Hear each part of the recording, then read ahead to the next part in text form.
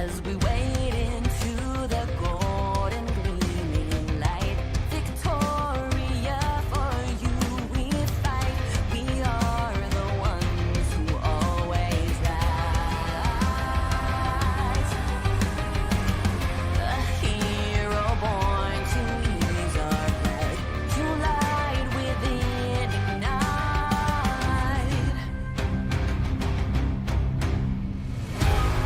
Ever the battle, we struggle and settle on. Honor and honor lost, and honor is cost. To reawaken this heart so forsaken us. Though we may fall, we will rise again.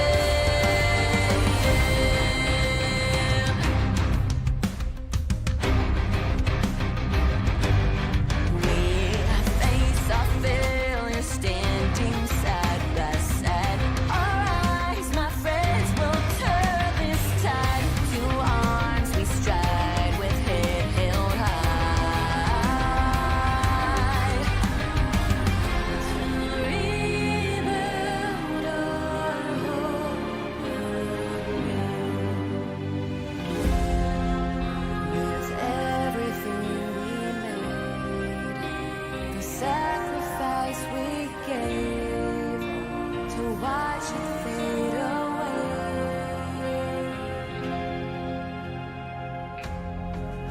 Now on and on, my friend. Together we can mend and build our strength again. Awaken me again, a turning tide swells within. Awaken, we are the ones who will rise again. We raise the banner, with thunder we clamor on. Honor and honor lost, and honor is cost. To reawaken a hope so forsaken us. Though we may fall, we will rise again.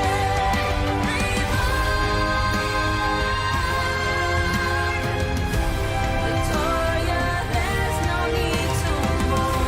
We will mend and defend. We will ascend free. Awaken me again, a turning tide swells within. Awaken, we are the ones who will rise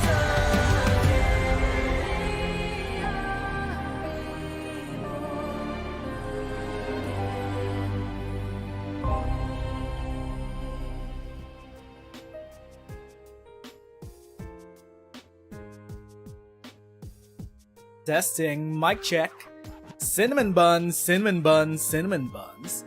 Hello, friendos. My name is Nez, and once again, we're back at it again for some more Arknights, because today we're continuing our story reading, Ending a Grand Overture, aka episode 14.5, because we got a lot of shit to wrap up after episode 14. Way too many things to wrap up for the Victorian saga. And we're in the midst of things. Recap of just a few things that happened so far in Ending a Grand Overture. We had a little flashback reminding us of good times, also showing us how Siege and company first escaped Londinium. So there was that. Also twisting in the butterfly knife by showing us Baird again. That was depressing. Aside from that, this is actually framed. It's framed through the retelling of Morgan. She's the one retelling the story. A lot of things are being set up. Here and there, we're getting hints of what is to come for episode 15. we have Amiya and Wishdale leading the remaining Sarkaz back to Kazdel, so that's exciting. Somehow we're allowing Theresis to keep the first Originium as a contingency against all the other nations of Terra, ? Catastrophe clouds have been spawning above all the capital cities of the major nations of Terra, and somehow we're just allowing Theresis to do that as a contingency to protect Kazdel ? We'll find out more in episode 15. Surely. Aside from that, more Londinium stuff. Allerdale, who is definitely not dead and definitely not Milscar. Somehow, she's the leader of a terrorist gang within Londinium. They're doing all sorts of shady shit, like extorting the populace, and also getting hired to smuggle people out, the remaining Sarkaz out of Londinium. Which reminds me, Londinium is definitely not kind to the remaining Sarkaz. Despite Sarkaz's having integrated within Londinium for such a long time, prior to even the start of the game, the Sarkaz have been guests in Londinium, well, before it was a full-on occupation, that newer generations of Sarkaz were born and bred in Londinium, but post-Victorian Sarkaz War, they're no longer welcome within Victoria nor Londinium. The only home that they've ever known. So once again, we're hit with the old-fashioned Arknights. The Sarkaz do not belong anywhere. Well, they're not welcomed anywhere. That's a completely different line. The Sarkaz are not welcomed anywhere on Terra, currently. Not even in places where they are born at. Not even in nations where they are born at. They are forever pogromed. But then again, tensions are high. Blood is still boiling. Post-Victorian saga war thing. Longshot got hanged. Minor NPC Longshot got hanged because he was desperate for food. He attacked a shopkeep. He hired Milscar to smuggle his family out of Londinium, but he got hanged. Somehow I'm feeling we are getting teases that despite Siege and Doctor, and alongside Rhodes Island, despite them ideologically diverging, because Siege, I'm gonna be blunt, I don't quite agree with how Siege is currently handling the Sarkaz issue in Londinium. Executions for Sarkaz that were, through material conditions, were forced to commit crimes to survive because they're no longer welcome in the home that they've known. I don't know. We had that whole conversation between Doctor and Siege about how they're diverging paths of how, well, it was implied, of how they're treating the Sarkaz and things moving forward.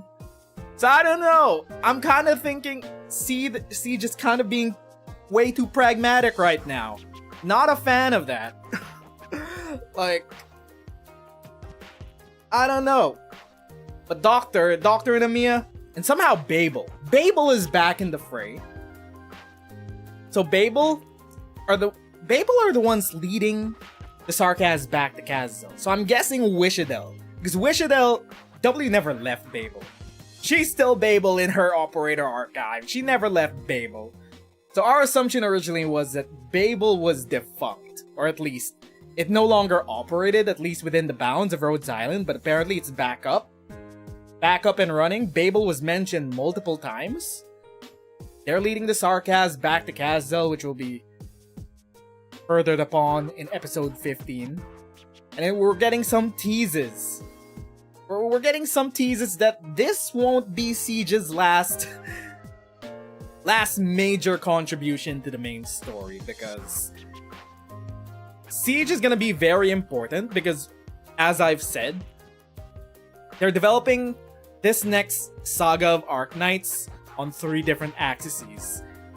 Originium, the Farenmits, and the Void.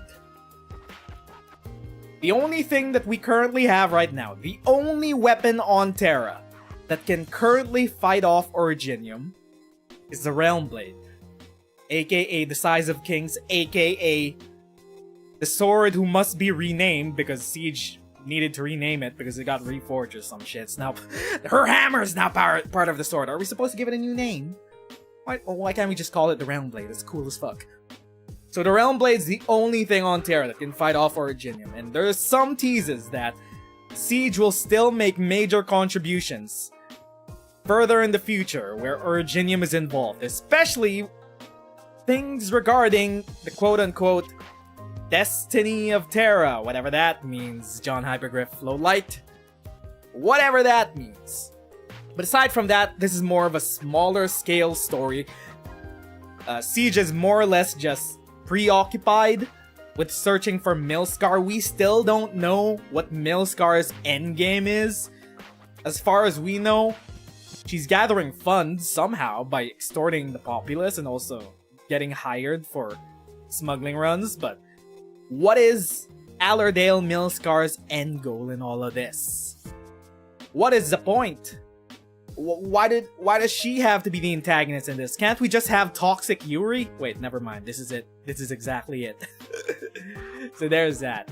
That's a recap for everything that's happened so far until GO-2 for ending a grand overture. Let's get back into things. Let's go for GO-3. Also, we'll be playing EX Sages this weekend, and then finishing off the story on Sunday. But so far, time to get back into the story. GO-3, Parliament's Voice. I was so grateful to Allerdale, borderline reverent. Without her, the Glasgow gang and Rhodes Island would have had nowhere to go. Let's turn the volume back up. Story. Let's go.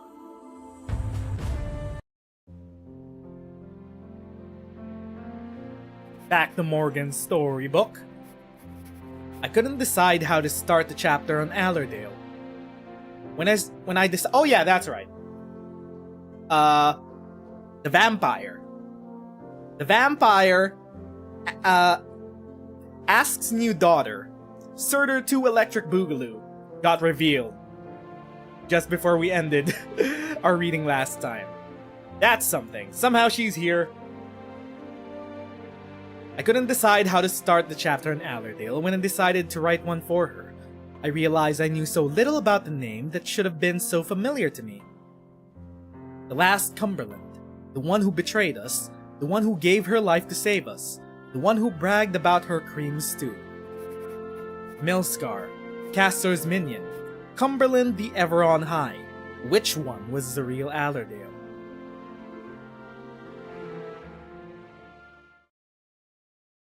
They're all the real Allerdale. But what is her endgame though? Londinium Underground Tunnel. September 28th. 34 minutes until the Exemplars break through the blockade. So this was... Okay. Blockade. Cornered mercenary. Coordinates confirmed, boss. Location in the anonymous warning message is just ahead. And we've identified the source. Rhodes Island. No surprises there. Let's go. Mercenary does not move. There's uncertainty on his face. Out with it. The boys trust you. Without you, we would have rotted in the alleys. Or the devils would have. I've already died once, so I'm fine with putting my head on the line for you. But this just doesn't make sense. Why should we trust Rhodes Island? We know nothing about them. The Exemplars are almost inside the city. It's going to be bedlam outside. We could take this opportunity to line our pockets. Or at least, you should not risk yourself being here. You're not the only one who thinks this way, are you? Mercenary is silent. He dares not meet Milscar's gaze, fearing her wrath. nothing happens. Have you thought about what will become of Londinium after this war? The way it used to be. No, nothing will go back to the way it used to be. No one can go back, no matter what comes of this war. You're abandoning us. No, I need you. Soon Londinium will become a city in need of mending.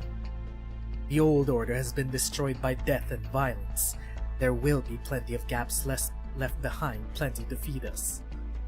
But I'm not asking for your opinion. Didn't ask, bozo.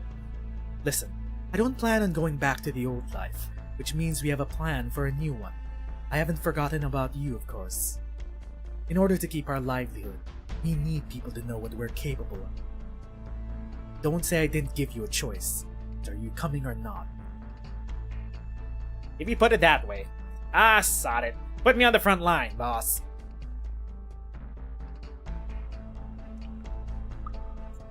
I'm not imagining it. Am I? What is this? The blood red rocks in the gaps of the frame and in the furnace. Did the devils hide them here? What are they planning? Vampire stuff. There is a faint smell of blood in the air. She recalls an unrushing, squirming monsters that came straight out of a nightmare. Boss, I found something here. Ducal Alliance soldier. Something's not right. He hasn't been dead for long. The name tag. 5th Infantry Regiment, 8th Column, rank... Major? The Earl of March's troops, under the Duke of Normandy. No external wounds, but the death is not natural. A unit should still be outside the walls. Why would a major from the unit be here? Where do they come from? Kill them, and quickly. The orders must not be delayed. Who is this? There are other altars that still need to be activated. There is no time. The devils have us surrounded. There's no way out. What? No shot. Did you grab that from the Steam Knight? What is that? Steampunk armored core looking ass sword. Why do we need one? Also, what is that bat bird thing? Why did you befriend so many bat bird things down? Well, you are Batman. You are Victorian Batman. Lunatic. No one knows where the Steam Knight's sword in her hand came from, much less where Milskar herself came from. It is a Steam Knight sword. The mercenary's legs tremble. He regrets not turning around a few minutes ago. As long as that purple blade would not impale him from behind. Bugger all. Oh! It's Nadine! Why are you here? Actually, wait. Aren't you supposed to be with Manfred? Wait, why are you here within Londinium at this? Okay. So maybe... we never got to see the post. How the war ended. I guess you came back here after, what, Manfred failed in assaulting the Lifebone? Huh, I know that sword. The general's briefing mentioned you. You've got nerve. Is a tin can somewhere nearby? Don't you talk about Sir Charles that way. Maybe we could kill two foul beasts with one stone. Carry on with your work. I'll handle this. Jingle. Like wind chimes in the beams of a mausoleum. Caressed by a breeze, the golden pendants and gems that hang from the veil of the one who slumbers sway and clang against each other in the air. Excuse me, did anyone see my earring? Wait, who's this? There you are, little Garnet. Oh, it's broken. I guess I'll have to borrow your toys, Dugarel. Not like you're in any position to refuse. Wait, no shot. Is this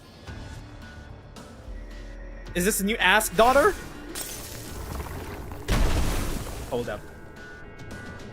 Blood red altar within the iron frame begins to glow, but quickly goes dark again and then shatters.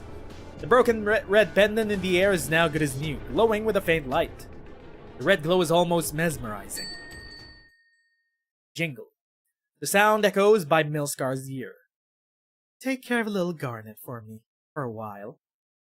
She'll lead you where you belong. Now you should go.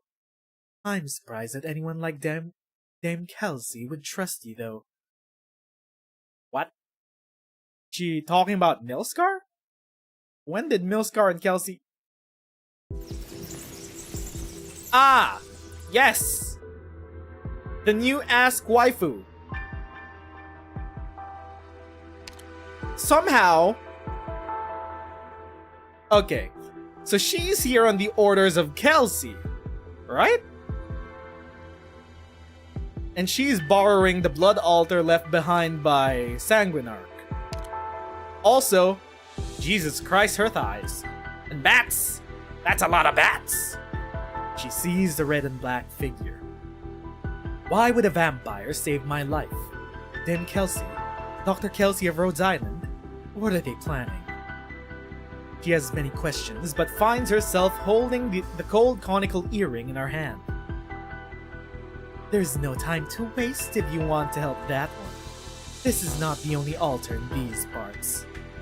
But what do I do? She will tell you. She.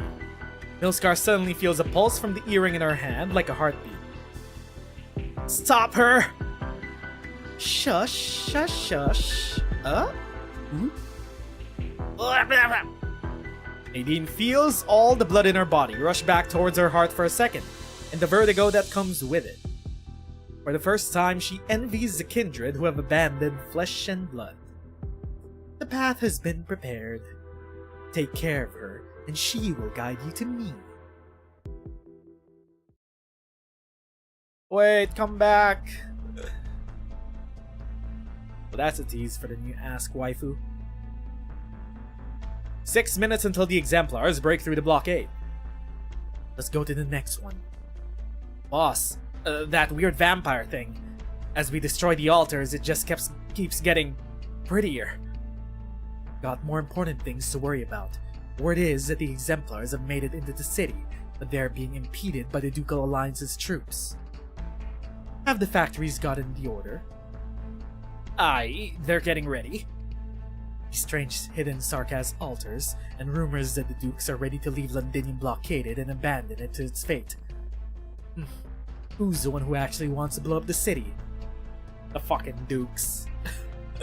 This is why they had to get the factories back in order, which means we need to get Granny. We need to get Granny Stainless over here. Get the Union boys to fire the factories back up.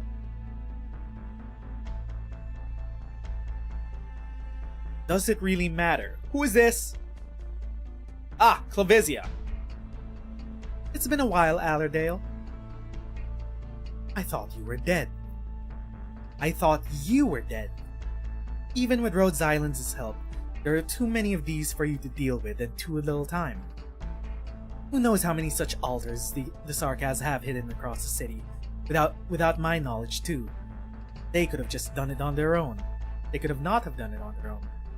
More than one key district will be reduced to rubble if these altars are activated. I've discovered and destroyed several key ones, however. By yourself? Vina needs help. The Exemplars need one final push. The Dukes need to hear the true voice of the people. It was I who spread the rumors that the Dukes are planning to abandon Londinium. Not that there wasn't any element of truth to it. So what do you want me to do? You're already doing it. You and those who follow you. But you two need a little push. I'll take care of the remaining altars. Changed. A lot. I could say the same for you, Scar. Are you sure you like that name? I mean, these two working in the background while Siege and company are trying to breach the city? Siege... The Exemplars weren't the only ones trying to bring order back to the city. You gotta remember, this is the People's Salvation Corps, whatever they're called. Plus, I guess Milskar? Milskar did bring back the Steam Knight, so I'm kinda hinging on the bet that she might not be fully antagonistic to the future prospects of Londinium. somehow she's just being extra mysterious. Also, maybe she gotta cut it out with the extorting of the populace. Maybe she gotta cut that shit out. I don't know, man. Chosen to live. Then follow the path and see where it leads. Boss, she's... Run like you've got all Kazzel on your heels. Go to the outer city and tell the others to get ready to receive the exemplars.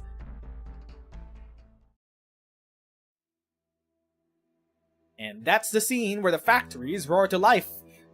And all the dukes outside were like, God damn it. God damn it, there are still survivors within the city. Now we can't ignore it to his fate. Ah, great. Exemplars break through the blockade. Across the city, factories roar to life, welcoming them home. I keep thinking back to that afternoon. Factories, Vina, steam, cheering, boxing, angry yelling. Baird. The bits of memory gush through the surface together, mixing together, wiping away what happened that afternoon. The one thing I will never forget is what Vina said. We're home. I wanted to cry. It was a long, long journey from the day we left the city to the day we came back. We're home, but how many did we lose? How many who walked with us on this journey? And which of them could come back after they left besides Allerdale? I miss Baird.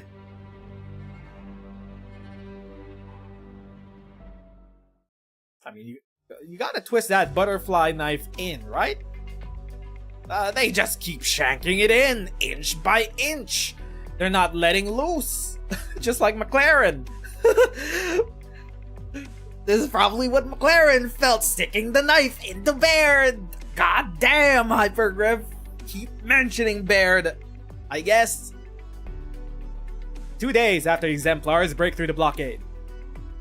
I never knew taking inventory could be such a pain.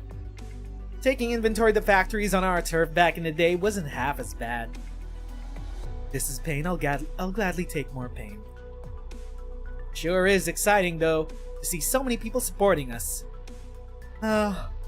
We've been at it all night.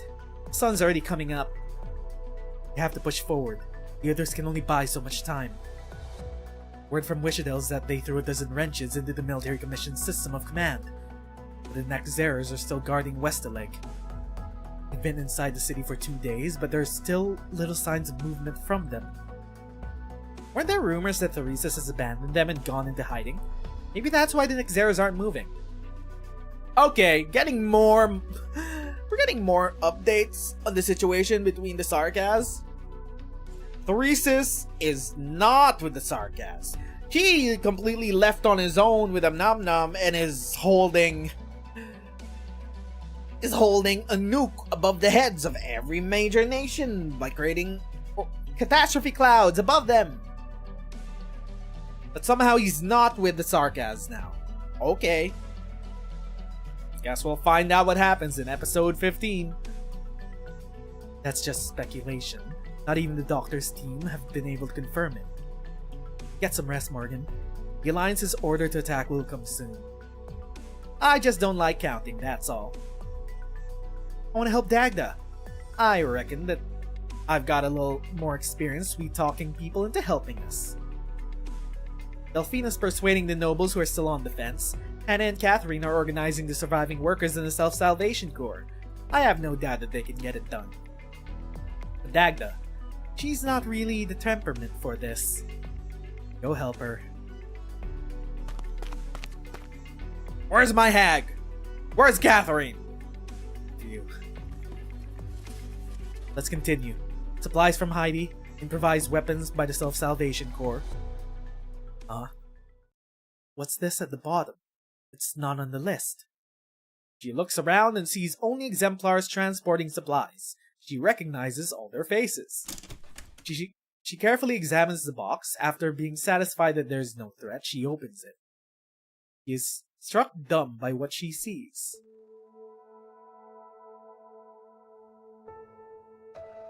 It is a set of clothing. The cool rays of the morning sun shines upon an emblem. Emblem of House Victoria. Her house. Bina feels a bout of anger. Is this some kind of sick joke? Wait, no. She recognizes the outfit in her hands. It belonged to the Victorian royal family. Why is it here? Who found it and delivered it to her? She can only come to one conclusion. A single name. Allerdale? Milscar? She was behind it. She was behind the new drip. I told you this chapter was just toxic Yuri. She was like, I got my girlfriend some new drip. Gotta send it to her. Might bring up a bit of trauma from her past, but I know she'll look fucking great in it. Damn, Milscar. Let's go. It's time. What's the situation, boss? Their equipment is inferior to the Alliance's. The Dukes are having the Exemplars take the brunt of the fighting. Casualties will be heavy. This is also an opportunity. The Dukes want a hero. The people need a hero. Why not add a finishing touch to the story? You're betting on them to win. Bet. No. The bets were already made when the battle outside the walls ended. This is just the last chance to double down. No idea how that works, but whatever you say. What's next? Kill. There will be chaos once the final battle begins, and opportunists too. I'm not about to let them do whatever they want right under my nose. Say, boss, what was that thing you left behind? A little stage prop, to give more substance to the legend. Garment of the Royal House, retrieved from the ruins of Cumberland Manor. The leader of the Exemplars can make good use of it. Don't you like the story? The last heir to the throne returns to drive out the devils, garbed in the king's regalia. I heard that she didn't like the title. She'll need it if she wants to sway those who are still uncertain. For now, at least. Is she alive? Bina has had a little wish ever since the day that the Steam Knight returned. Perhaps those around her had the same, but no one spoke of it. She looks around nervously, does not see her. If anything, there's a relief. She is not ready. A note. Tailored to your size. Hope it fits. There's no name on the note. But for the first time, she knows that Allerdale is still alive. There's something else. A few photos with the following words scribbled on the back. Something you might find interesting concerning a certain Duke. Oh, blackmail material to come with our drip? We got a dessert? Something to blackmail the Dukes. Which Duke?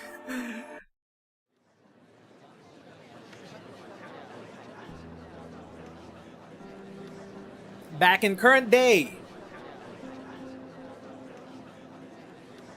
I brought the Defense Forces files that we requested. Madam Speaker, since the establishment of the patrols, we have received no fewer than 200 requests for assistance involving Milscar and her followers. There is concrete evidence of their violation of Parliament's newly enacted laws. What are we waiting for? They're getting in the way of honest people doing honest work. Give the order. Put their heads on pikes outside the Sineldi. Vice and Rock have already reported the situation to me. I want the rebuilding to progress smoothly as much as you do, but that's not how Parliament works. Go ahead, Viscount Elsa. Milscar's behavior is certainly questionable, but their medicine has at least provided consolation to those suffering from the current shortage, if nothing else. Balderdash! They're exacting payment in lives! Sit down, Lord Allen. You're in Parliament.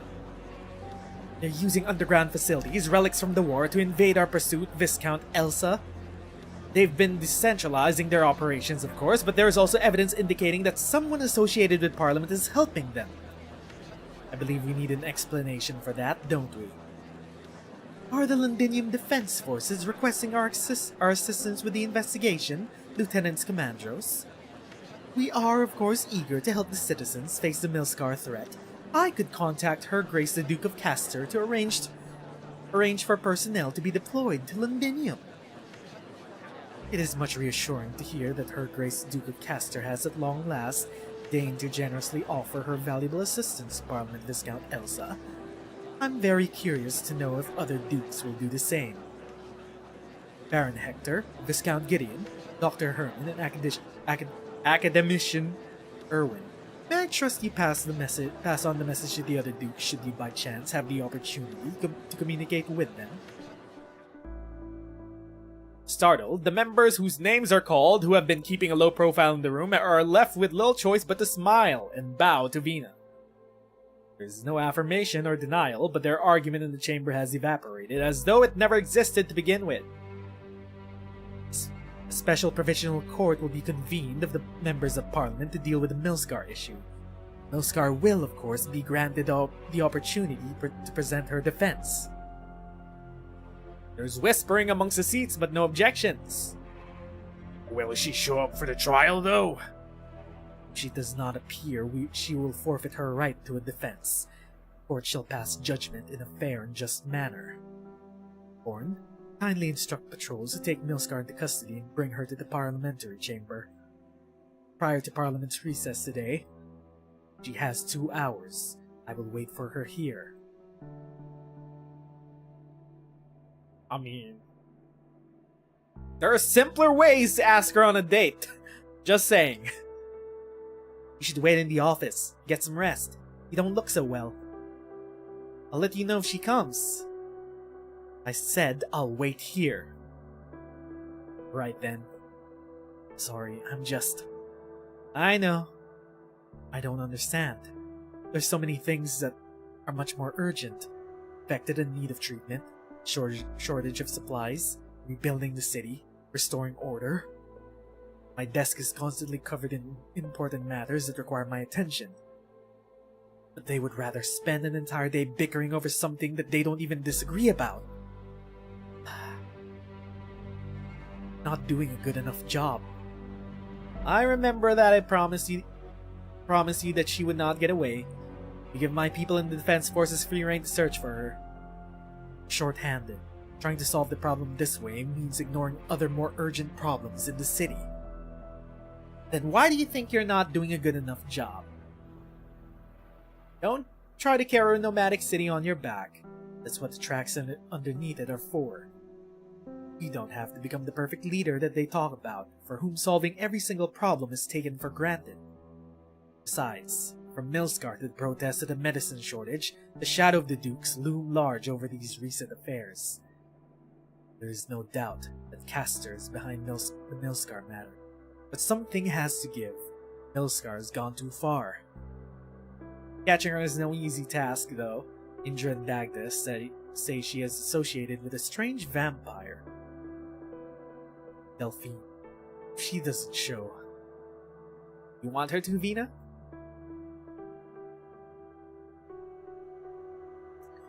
Strange vampire. What is Kelsey planning? Whoa. What is Rhodes Island planning? What is Kelsey planning behind Vina's back? Why was this strange vampire woman trying to guide Milscar in some way, somehow? Also gave her an earring. A vampire earring. Why are you blindfolding me? I've paid for my husband's bill. Yes, ma'am, you're an honest woman. You have paid the bill of Mickey Robinson. Boss sends her condolences. Your husband made many contributions to the city. Can I go now? Of course, once you paid your other debt, that is. 2 contracts. One signed by your husband, the one you just paid. Another signed by you on behalf of your... But he's gone! Oh, he's gone, but the medicine isn't. Here, do take it. Now let's talk about your bill. We accept credit, of course. We don't. Oh, boss, since when we don't... Just now. Take her to get some rest. Alright, and then... Send her to the Sineldi. The honorable MPs are waiting for me, aren't they?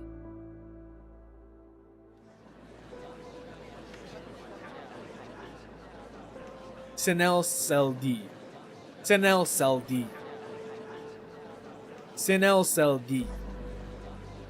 Sinelseldi's nuts, am I right? Never mind. Out of the way! Let the doctors work! We've identified the victim, Vina. One Mrs. Lawrence of Norport. Are the injuries life-threatening? No, the vital organs were unharmed. She's just lost a lot of blood. Milskar's people did it. But the rumors are beginning to spread. That's not a good thing. Her husband, Nicky Robinson, recently passed away from acute oropathy after being unable to get proper treatment. He was one of the exemplars who came home with us. This is her answer. Escort Mrs. Lawrence to the Defense Forces medical camp, Delphine. What about you? 2 more minutes. I will keep the word of the Provisional Court and my own. Okay, this is toxic Yuri to the fullest. Why can't they just kiss and make up? Why do they have to do this whole song and dance of sending each other injured victims? Come on, dog. This is like a pet cat giving its owner a dead rat as a gift. Hold up, why did I make that metaphor? Hey, yo. At Delphine's behest, several MPs carefully carry the unconscious woman out of the parliamentary chamber. The carpet on the floor, which has only been recently replaced, is soaked in her blood. Oh no, not the carpet. It was the Sarkaz who had bled here 2 months ago. Damn, dog. 2 months since I killed Longshot. Bro!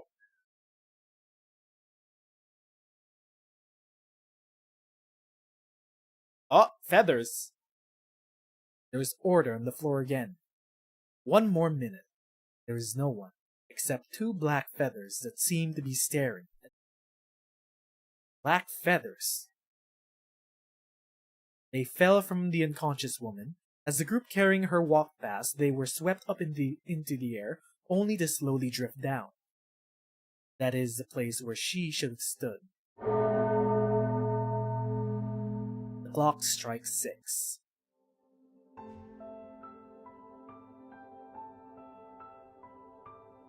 This time, esteemed members of Parliament, as Milskars forfeited her right to a defense. In accordance with the law, I, Vina Victoria, Speaker of the Parliament of Londinium, pronounce. Special warrant is hereby issued for the arrest of Milskar, dead or alive. Defense Forces patrols are to apprehend Milskar personnel by any means necessary. Effective immediately. Also, issue a citywide announcement that Parliament will accelerate the enactment of the City Safety Act. On behalf of Parliament, I vow to the citizens of Londinium that the curfew will be fully lifted within a month, and the reorganization of the police forces is complete. The Provisional Court will complete the necessary personnel movement and additions within 2 months, at which point it will be renamed the Londinium City Court. The court will continue to process backloaded cases concerning public safety following the conclusion of the war. Parliament and I will ensure that everyone is treated in a fair and just manner, regardless of any privileges that one may have enjoyed for whatever reason. All shall stand equal before the law.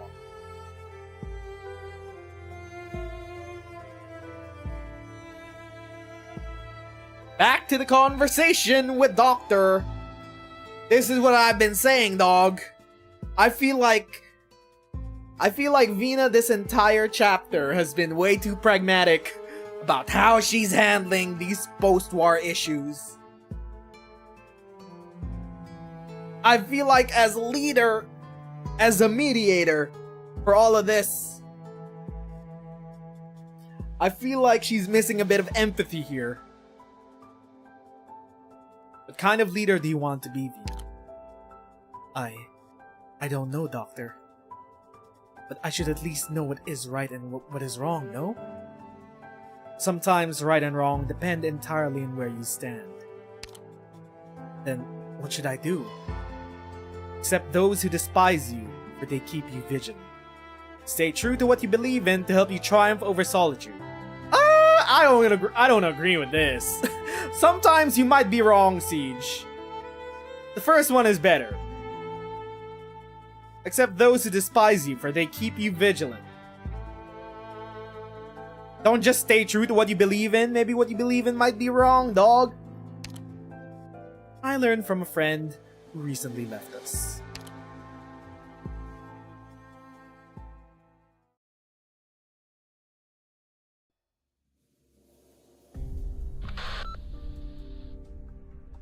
Bagpipe reporting in. Sweep complete in T11 and T32. No sign of Milscar. How's things going over there? No sign of Milscar in C11 and C20, ma'am. What about L10 and L10? No reports yet? Reynolds, is there a situation? I'm here. There's nobody here in L10. What? What is this? This is some Fujimoto Chainsaw Man comedic timing. His gaze alternates between the purple blade before him and Milscar, imploring for mercy. I'm coming back now. Did you find anything useful? No, nothing at all. Purple blade is lowered. He slowly backs off. Alright, meet up at the rendezvous point. Be there in a minute. The communicator. Okay. He keeps his eyes on Milscar in the shadows. Once he is sure that she is not going to kill him, he drops the communicator and flees for his life.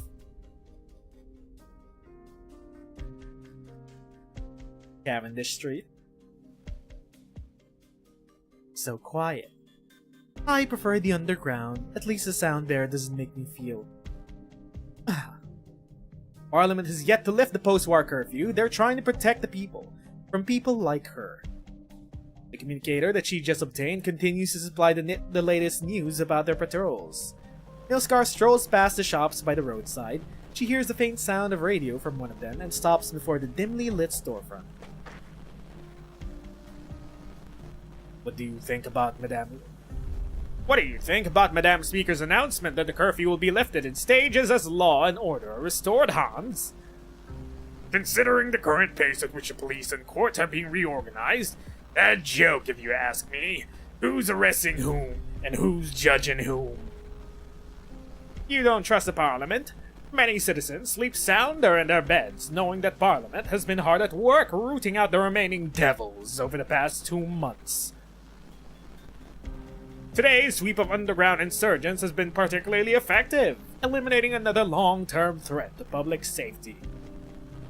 In the span of 3 hours, we just received thousands of messages from citizens expressing their gratitude to Parliament, in particular to our honorable, dare I say, majestic, even Madame Speaker. I do not deny that she has been a decisive leader up to now. How long do you think she can keep it up, though? I bet you 10 pounds that in 3 months you wouldn't be able to tell her from those fat, filthy, lying nobles.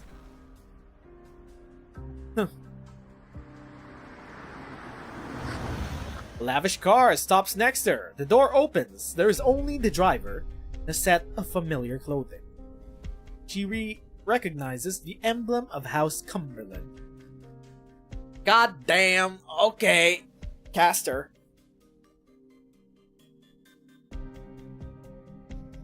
You're alive. Her Grace the Duke is willing to recognize your value. Wait, is this? Let me guess. Is this our boy? Is this our lad? Is this Mr. Trilby Asher? He's giving you a chance to come back. Tell her that Cumberland has died.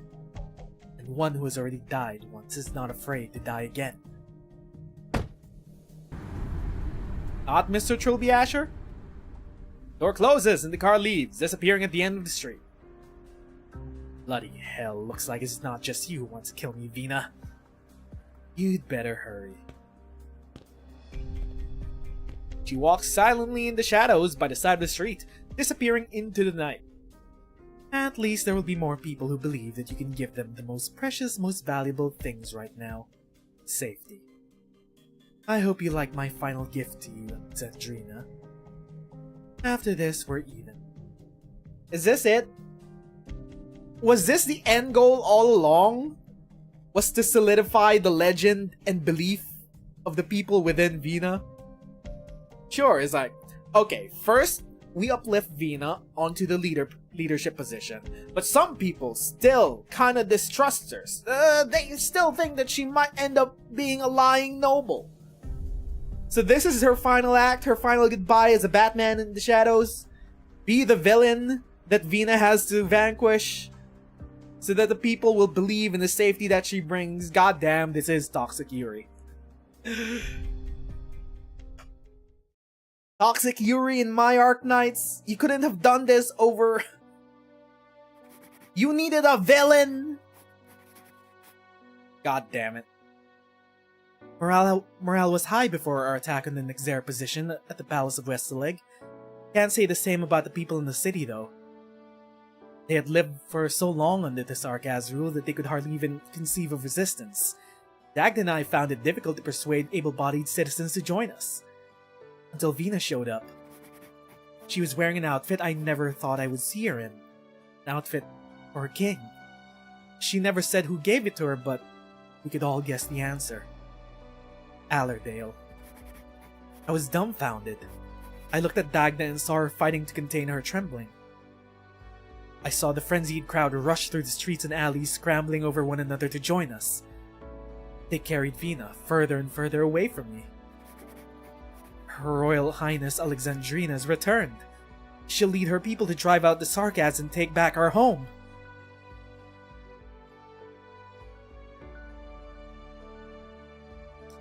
September 30.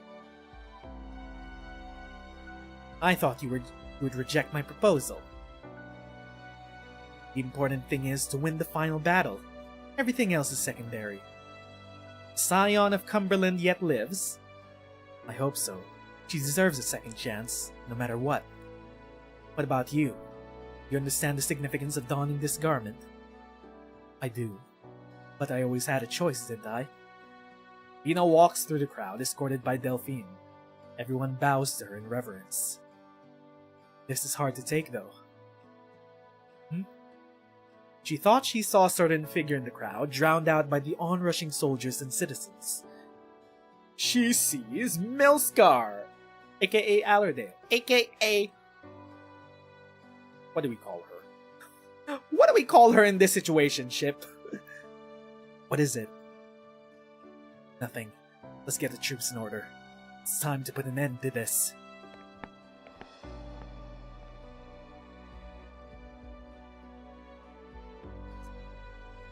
You and your friends will win, Vina.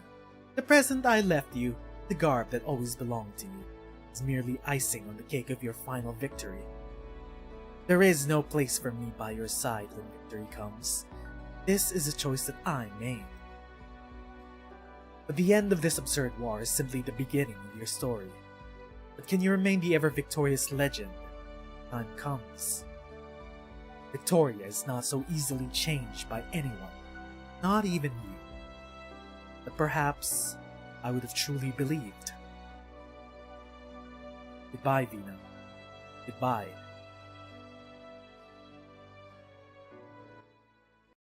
Toxic Yuri in my Arknights? Alcohol and placebo! I could almost say I was moved by Vina's speech. The rest of the exemplars certainly were. They would have carried her straight through the gates of Londinium if they could.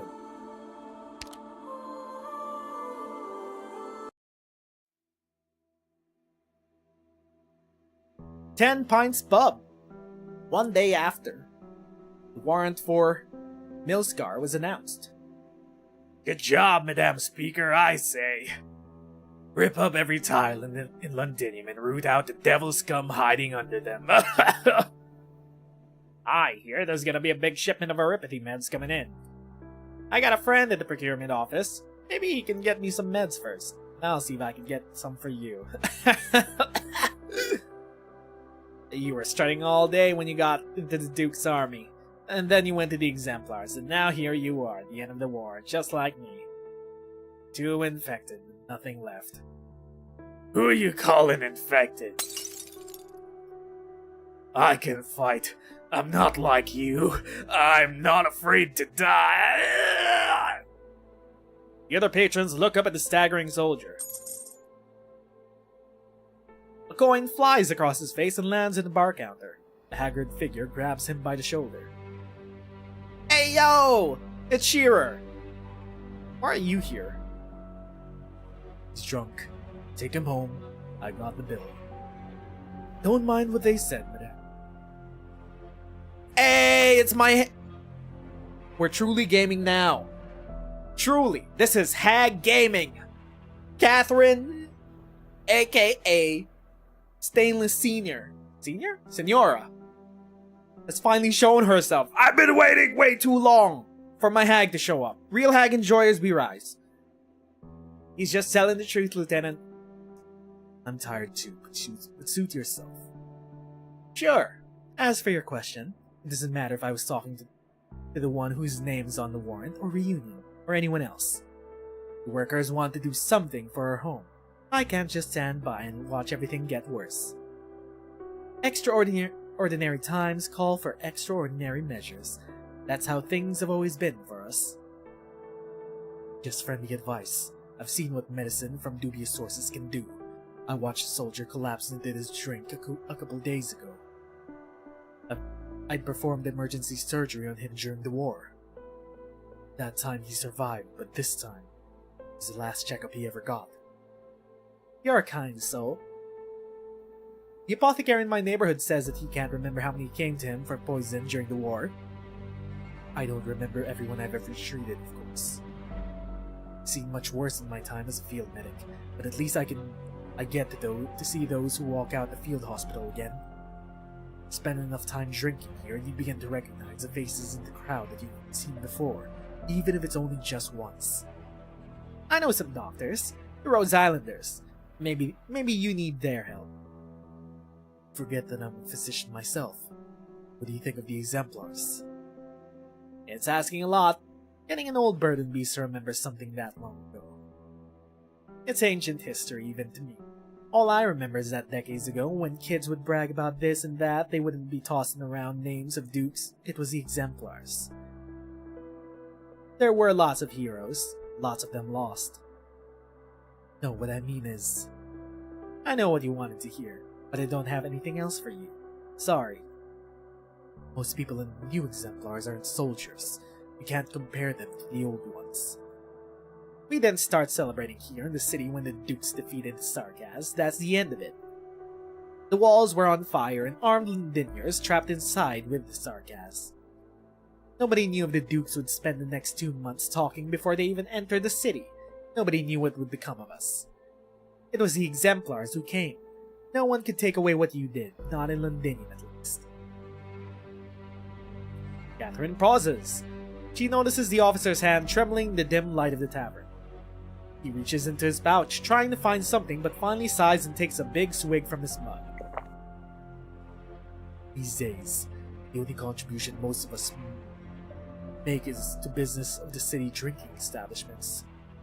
Thankfully, the kindly owner here doesn't throw out loitering drunkards. After all, most of those who fought tooth and nail to get back home no longer have homes at all. It's hard-won victory. Shearer raises his mug, but Catherine does not do the same. I'm afraid you found the wrong drinking partner. I have an appointment to keep, and I intend to be sober for it. You're drunk, medic. Leave the alcohol to your later days. I've heard the rumors about the Exemplars. Why don't you talk to the speaker directly? Catherine gets up, goes around to the other patrons, nods at the owner behind the counter, and disappears behind the door in the corner obscured by boxes.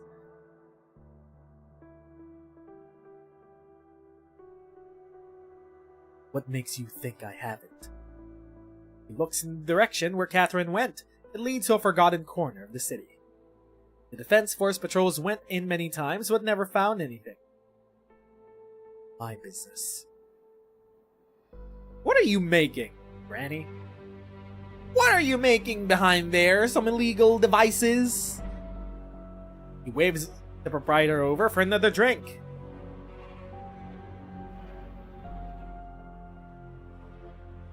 Lieutenant Shearer sent 2 messages. I asked the messenger and both came from this underground pub.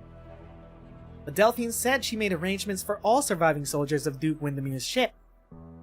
Are you sure we don't want to check out the street that Delphine talked about first? No, let's go in.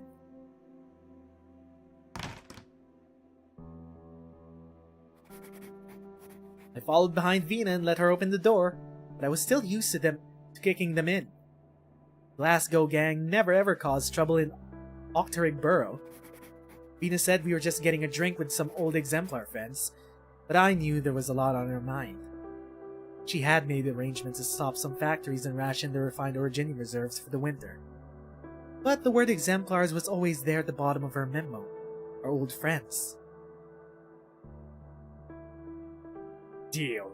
You've got to answer my questions frankly, truthfully, right? As long as he beat me at arm wrestling. Ah. Piece of cake. I figured my injury wouldn't be a problem. I know what you want to ask. Will she disband the exemplars? Honestly, I don't know. The stuff she's thinking about has been getting more and more complicated, and I've been trying to figure it out. My guess is no. She even came to see us in the clothes that she wore when we fought together. If that's not sending a message, I don't know what it is. Didn't she just say she didn't want to draw too much attention? That's what's in all the books. You wouldn't get it.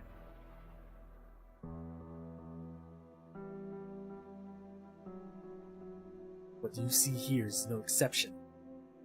Many exemplars are suffering from their lingering war wounds. With medicine in short supply, alcohol represents one of the few sources of comfort available to them.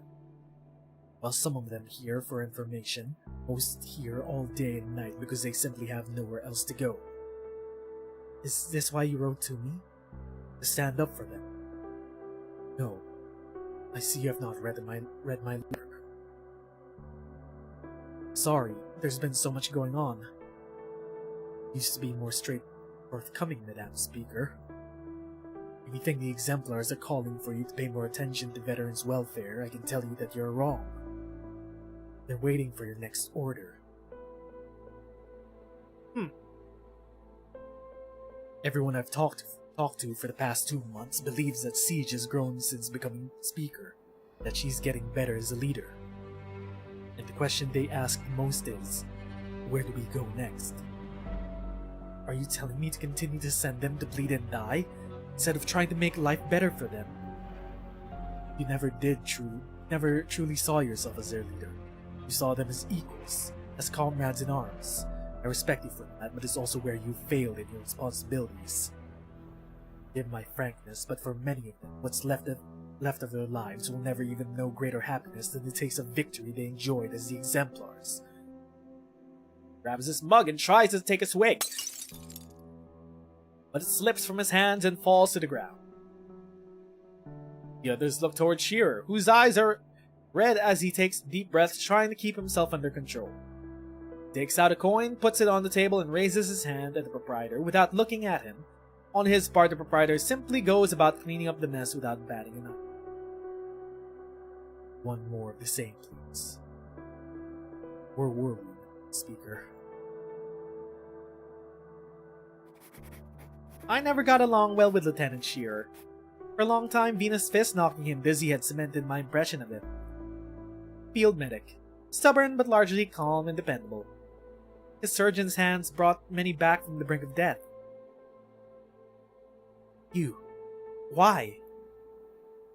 Lingering effect of an injury. It was one hell of a battle, wasn't it? It wasn't his hand that was injured.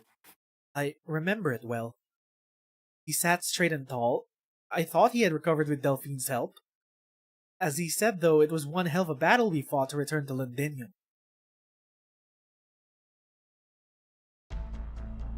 Flashback! September 25. Before they breach the walls. Any news about the situation in the city? Unclear. As of yesterday, the military commission still has a heavy presence in the important areas. With the royal court elites deployed around the walls in a standoff with the dukes, however, the resistance within the city stands a better chance. The siege has gone 10 days already. When are the dukes gonna charge? If the priority is to minimize casualties among the allied forces, then besieging the city is the best way, particularly with the Duke of Wellington's position still uncertain. But they're playing with the lives of innocent citizens. If this drags on longer, are they really okay with taking over an empty city? The truth about the situation here gets out. Nothing gets out. They will not allow anything to happen out of their control. People often underestimate the Dukes, but the truth is they have never changed. Just like how they treated the Steam Knights. It's only one example. Can't say I know all of them, but I knew my own mother. Ethics is the first thing to go out the window when dealing with matters of shared interest. Focus had already shifted to how to retrieve the shard tech at the joint staff meeting last night. So they've already accepted this outcome. Dagda. I need a squad siege. I'm going to try that Confessarius passage that Shining shared with us again. I'll be back, Vina. I promise. Go. You're just gonna let her go like that? I'm keeping an eye on you, Dagda. Now's not the time to play hero. Well, you'd better not fall behind then, Hen. Delphine, any updates from Feist and Rock? They've reached the backup access port from when the wall was first built, but they can't find an opportunity to get close with all the Sarkaz patrols. The Doctor's team is trying to give us an opening. One feint attack is all it takes to create an opening, but the Alliance doesn't plan to attack at all. Correct. Delphine, can you guarantee that you'll find a way inside if there's a gap in the Sarkaz lines? Yes, but I need help. We can try to persuade the Dukes again. Vina shakes her head. Give me 2 hours. I'll pull a squad with decent art skills and some battle drones. We'll feint an attack on the access port at M12 to draw their attention. You take the rest of them. No, you'll be going to your death!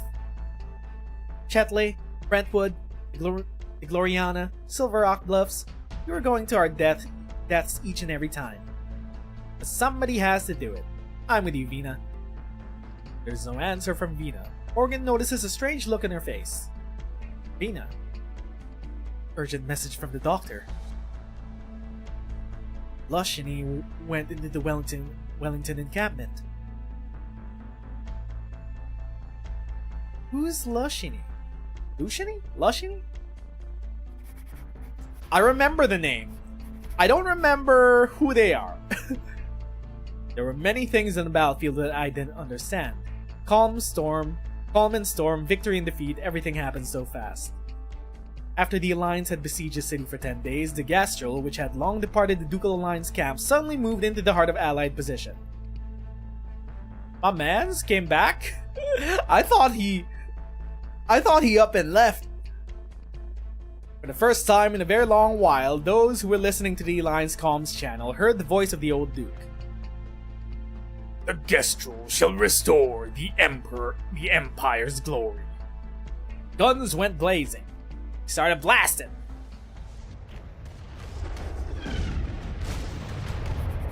Broadsides fired straight at our city walls.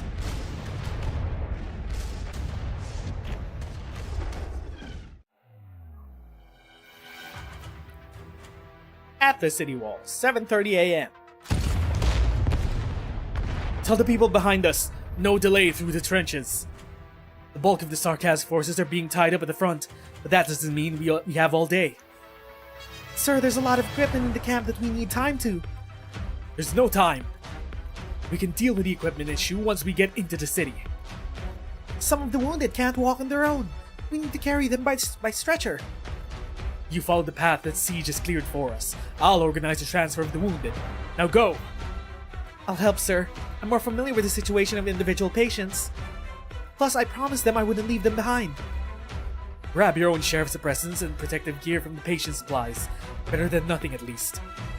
The closer we get to the walls, the higher the atmospheric originating particle density. The wounded will be in more danger than us. Yes, sir. They say they're not Londiniers, sir. Why would you risk your neck like this?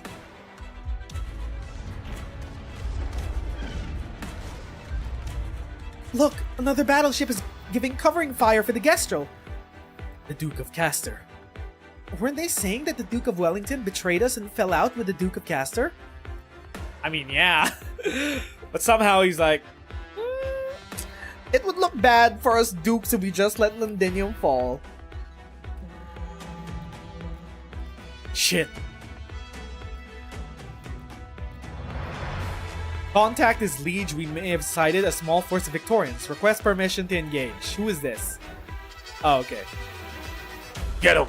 Leave, survivors! Find out what their unit's objective is. Whoa! Hey, yo!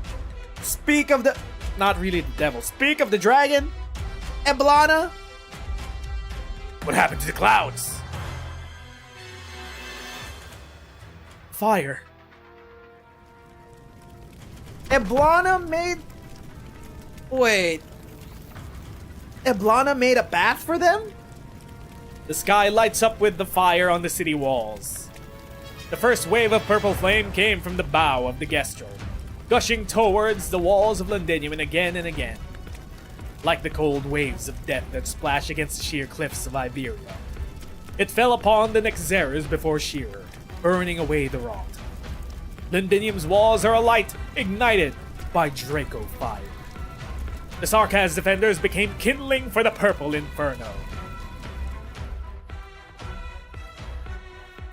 They're dead?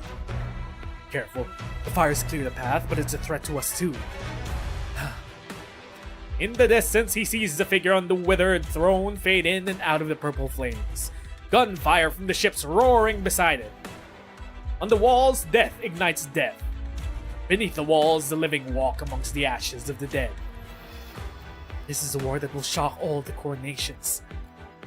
It is not the number of casualties that will interest them the most, but how many people on both sides are actually fighting for the city of Londinium itself. It's a long way home for you.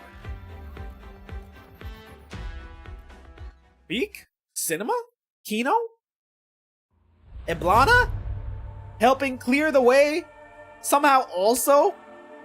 With the Duke of Wellington who came back? They're both blasting?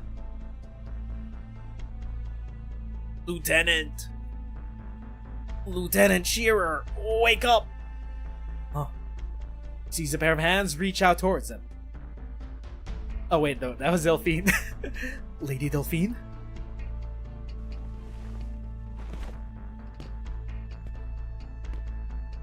Is he gonna get infected? Are we gonna lose Lieutenant Shearer in this arc? Don't move. I'll carry you. We need to get back to the forward position that we captured. We have to move before Sarkaz arrive and fill this place with witchcraft bombs. I thank you for saving my life. No need. There's a brave soldier and nurse, Sarah, who saved your life. She used her art to protect you and the other wounded soldiers from the witchcraft bomb, despite her limited experience. It was her. Oh wait, did she... Don't worry, she's just passed out. We've taken her to the forward position at the access port. But you've been exposed to higher genuine environments for too long. He's gonna get infected! I knew the risks. You should succeed in reaching the access... You succeeded in reaching the access port? Yes.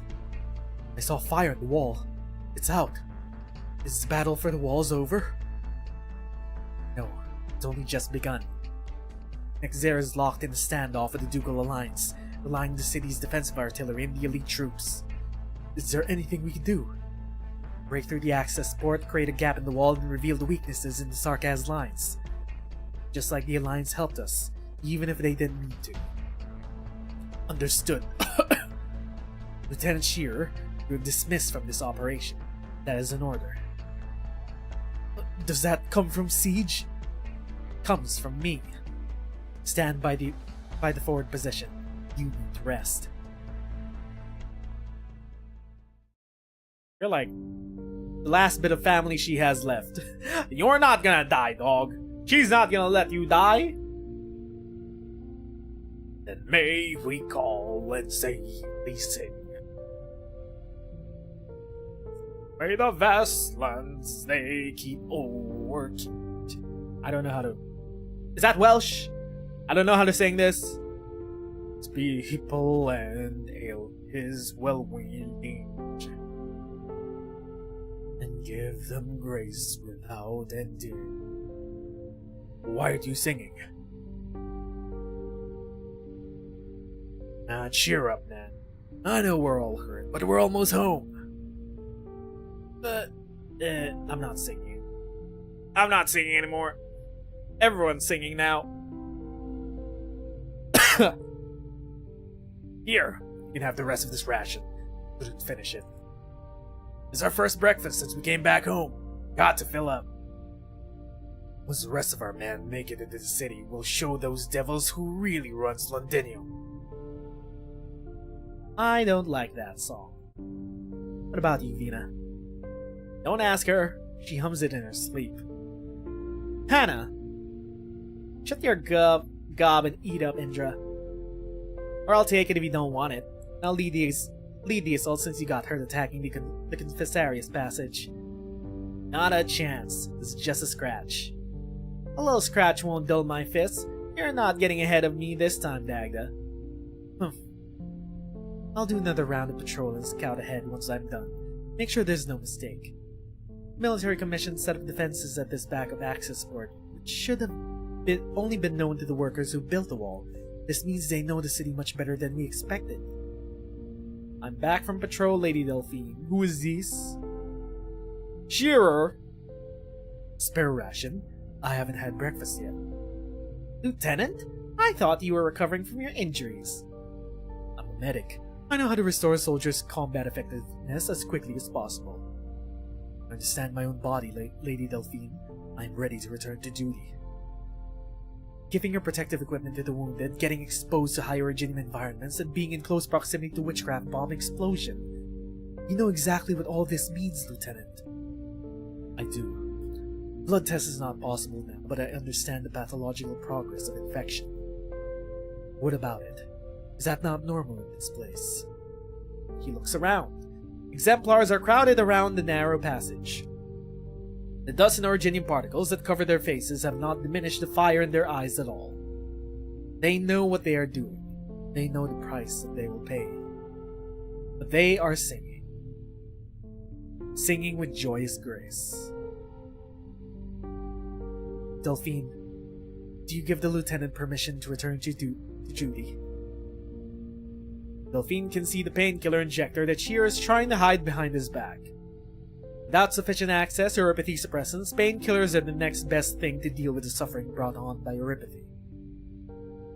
Will he pull through? Of course, Lady Delphine. Never forget, I still have to see you go home and take back what is yours. You didn't need to do all this. Or did you? You want to witness what that ragtag team can achieve? What will come of this city, and so do I. Farewell, Lieutenant. Back to your post. Oh, what will Londinium be once we drive out these devils, Vina? Better than before, at least. You know what I'd like to see? More flower shops. Making the flowers cheaper and making it easier for me to find a girl to marry. Maybe a wealthy young woman. Or maybe a widow who lost her husband. I want more originium fuel for the warmer winter. I want more police stations, and I want to become a cop. I want to give, not take. Okay, maybe you gotta slow down there, bud. What about you? I hope Mom's still waiting for me back home. Ha, don't worry. They'll be there to open the door for you. What about you, Dagda? You got it. You gonna stick with us to get the gym back in business, or will you lock yourself in your tower? You and I, we got a score to settle, Hannah. Let's go back to the gym together, Vina. Yes, we will. We haven't found Baird yet.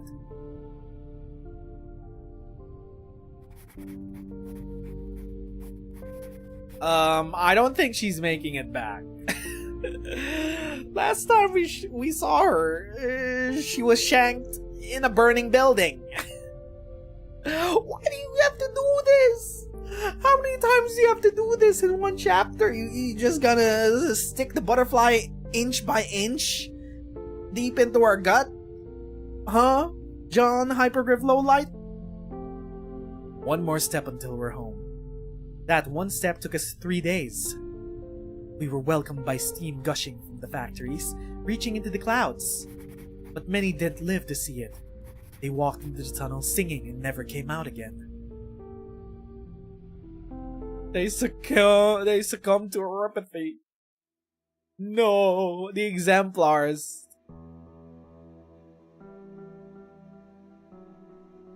Have one on me, Vina. Devils ran, but they're not dead yet. They still have that tech that filled the city with Originium dust. They'll be back, mark my words. And you bet those dukes won't give a shit about us when something happens again. Like you said, we need to defend ourselves. That's why I don't believe the rumors that they say the exemplars are getting disbanded. Right, Vina? I don't know about that. I feel like we're disbanding the exemplars. Do you remember the wishes we made at the access port? For the factory boilers to burn bright as they used to? For the guns on Londinium's walls to defend her as they used to? For the doors of the police stations to be wide open to all? For the police to defy the noble's will and treat the infected with fairness and justice? For the law of Parliament to be the only rule? That's what I hope to see, what I'm trying to bring about. Are you happy with Londinium now? Has she gotten better? I can tell you that I'm not happy. Dodging the question, Madam Speaker. Is the exemplars getting disbanded? You choose to do nothing and keep the status quo of the exemplars. It's entirely fine with everyone. All they want is an answer. Will the exemplars continue to exist? This is my answer, Lieutenant. What Parliament fears is your trust in me personally, that runs deeper than your trust in Parliament itself. Perhaps they fear that the exemplars will become the private army of Vina Victoria. What will become of the glory and honor of the exemplars when that day comes? Will the day come when our wishes come true? She has a point. Thank you. I will inform Parliament of what I learned today.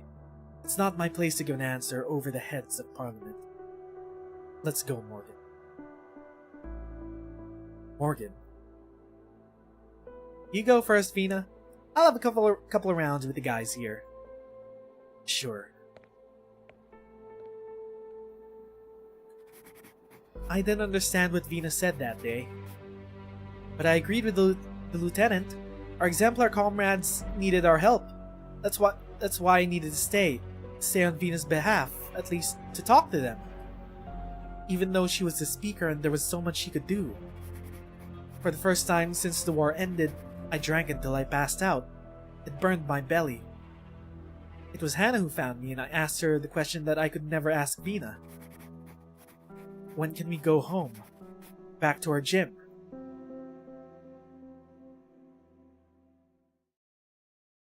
I don't think that's happening soon. I think this is way bigger than the Glasgow gang is now. Also, Bobbing? Bobbing is here? The herbs are growing well, Diane would be glad. When the farm was rebuilt, it was she who persuaded the engineers to leave behind the damaged lighting equipment and refit it for the small greenhouses that didn't draw so much power. Oh, sorry. Remind me, where were we? We were talking about your condition. You mentioned that you noticed a significant increase in the strength of your Originium arts. Yes, sorry. I'm finding it hard to remember things lately. Keep getting distracted. The doctor says Originium has made its way into my brain. Oh. That's bad. Don't tell me. I've told you this before, too. We're just chatting. You can say anything you want. Anything else that doesn't feel right. Difficulty walking straight? It's happening to a lot of people, though. Oh, you poor woman. You got a Originium in your brain. Ataxia. It's a common symptom of many infected in Londinium, but I'm not sure what the cause is. When I'm by myself, I'm trying to... It's strange. My Originium arts seem to be changing. Changing? I don't have any other reports of... never mind. Please continue, Sarah. Are you casting with your bare hands? By the way, the doctors may have told you this already, but that's detrimental to keeping your condition under control. You're a worrier, alright, just like Diane said. I just can't help it. It's how I search for the war memories in my clouded mind. The battle for the walls? You said you were a nurse, and you were trying to stop a witchcraft bomb explosion with your arts, but it didn't work out too well. Oh no, this was the nurse who saved Shearer. She took the brunt of the blast, and now she got Originium in the brain. Yes, I remember I was behind Lieutenant Shearer and the blast threw me off my feet. Next thing I remember, I was in a field hospital lying next to the other acute infected. I don't know how many witchcraft bombs fell upon the exemplars. So many fates turned on their heads in an instant, but I didn't see any of it. I don't remember any of it. How could things be like this? Sarah? Patient is trembling. Begins to cast Originium arts without realizing it. Eliseo does not know if it's a symptom of post-traumatic stress, but he quickly attempts to direct her attention elsewhere. Listen to me, Sarah. Take a deep breath. Can you smell the flowers? You're in the sanatorium. The war is over. The exemplars are home. You're back in Londinium. You're... Pauses and looks up at the damaged lighting above his head. A strange, unfamiliar city, one that to his eyes is not far off from a pile of rubble. You're in a place where everything will get better. The alteration of Sarah's Originium arts is a symptom that's never been observed in other infected. I should ask my colleagues to keep an eye out. What does that mean? What do you mean it's never been observed in other infected before? What?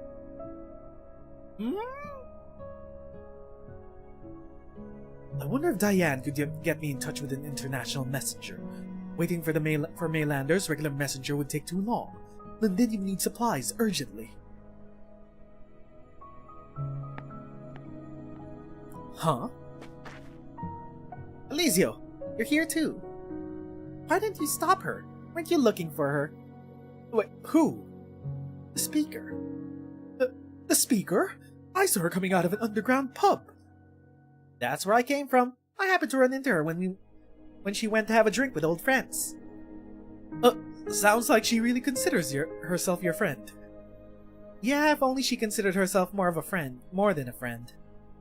Eliseo, I've always felt that Londinium could become a better place, that Victoria would be proud of her. Hold up, gotta rehydrate.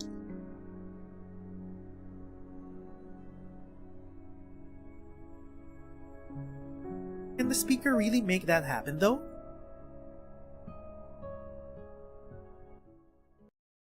We gotta disband the exemplars. We gotta deal with Milscar. Also... Fuck. The exemplars are all kind of infected and suffering post-war. Veterans welfare, hello? Wait a minute. Skip. We already read through that. Skip.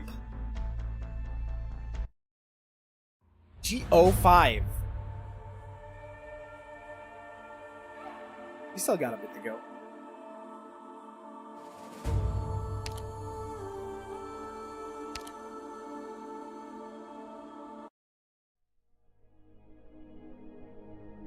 New Octarig Vehicle Factory. Current day. There you are, Captain. Here, take a look at this blueprint. Hawk has been saying it's pointless to design a new electrical transmission distribution valve. More and more big guys are gonna roll out from the factory to the other plates of Londinium. I say we ought to make preparations ahead of time.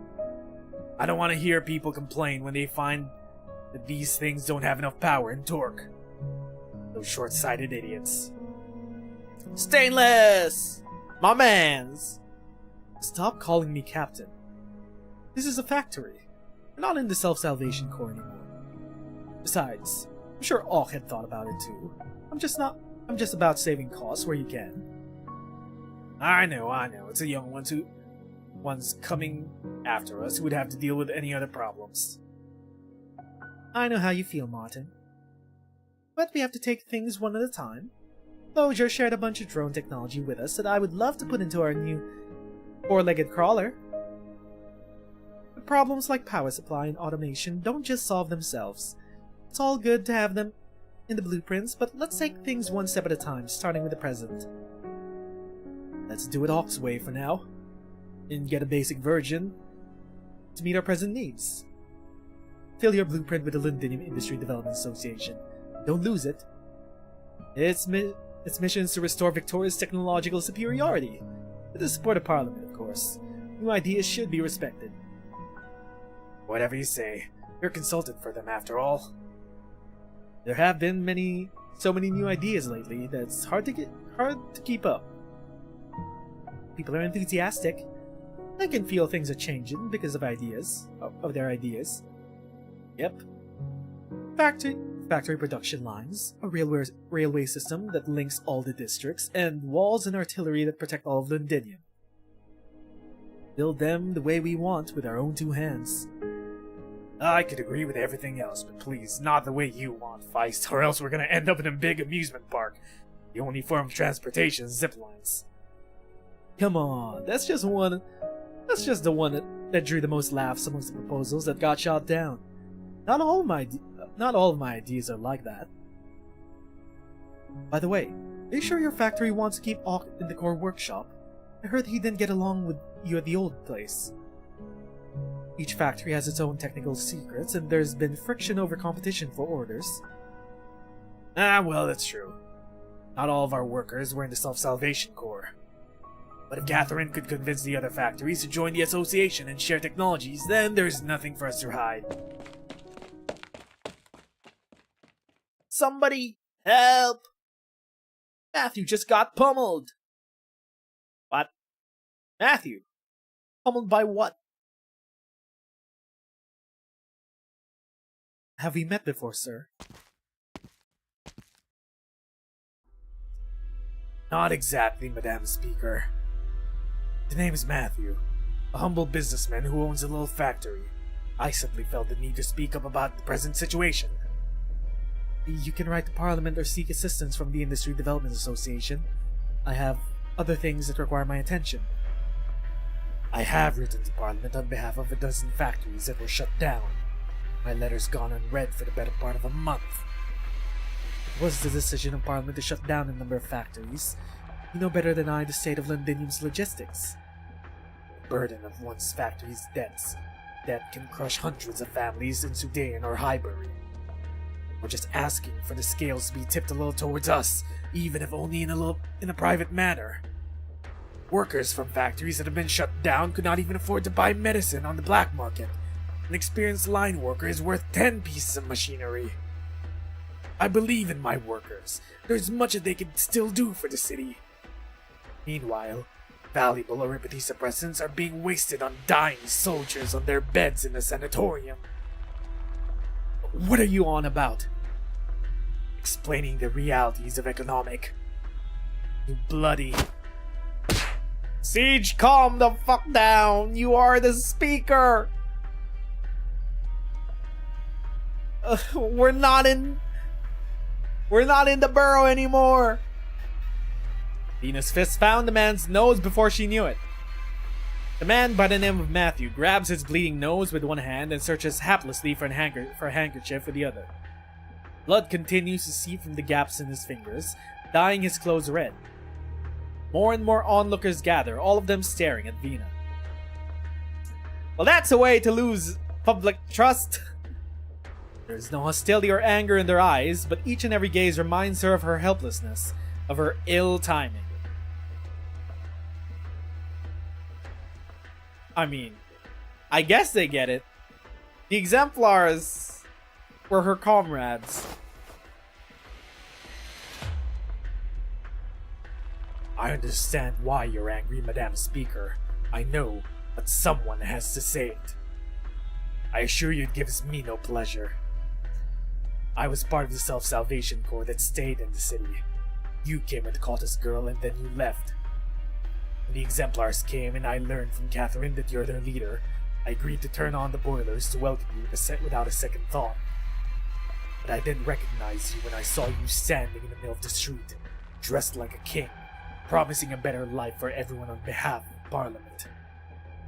You knew that some promises could never be fulfilled. You chose to sacrifice some people to save others, didn't you? She wants to shut him up. She grabs the man by the collar and lifts him off of the ground, but she can see his eyes, the eyes of everyone standing around. Siege solves problem with her fists. She wishes she could make these same problems go away with her fists the way she used to. Something falls out of her pocket and makes a clanging sound on the ground. It's been a long time since she had candy. He forgot the box was in her pocket. We believed in you when we agreed to shut down and relinquish our originium fuel.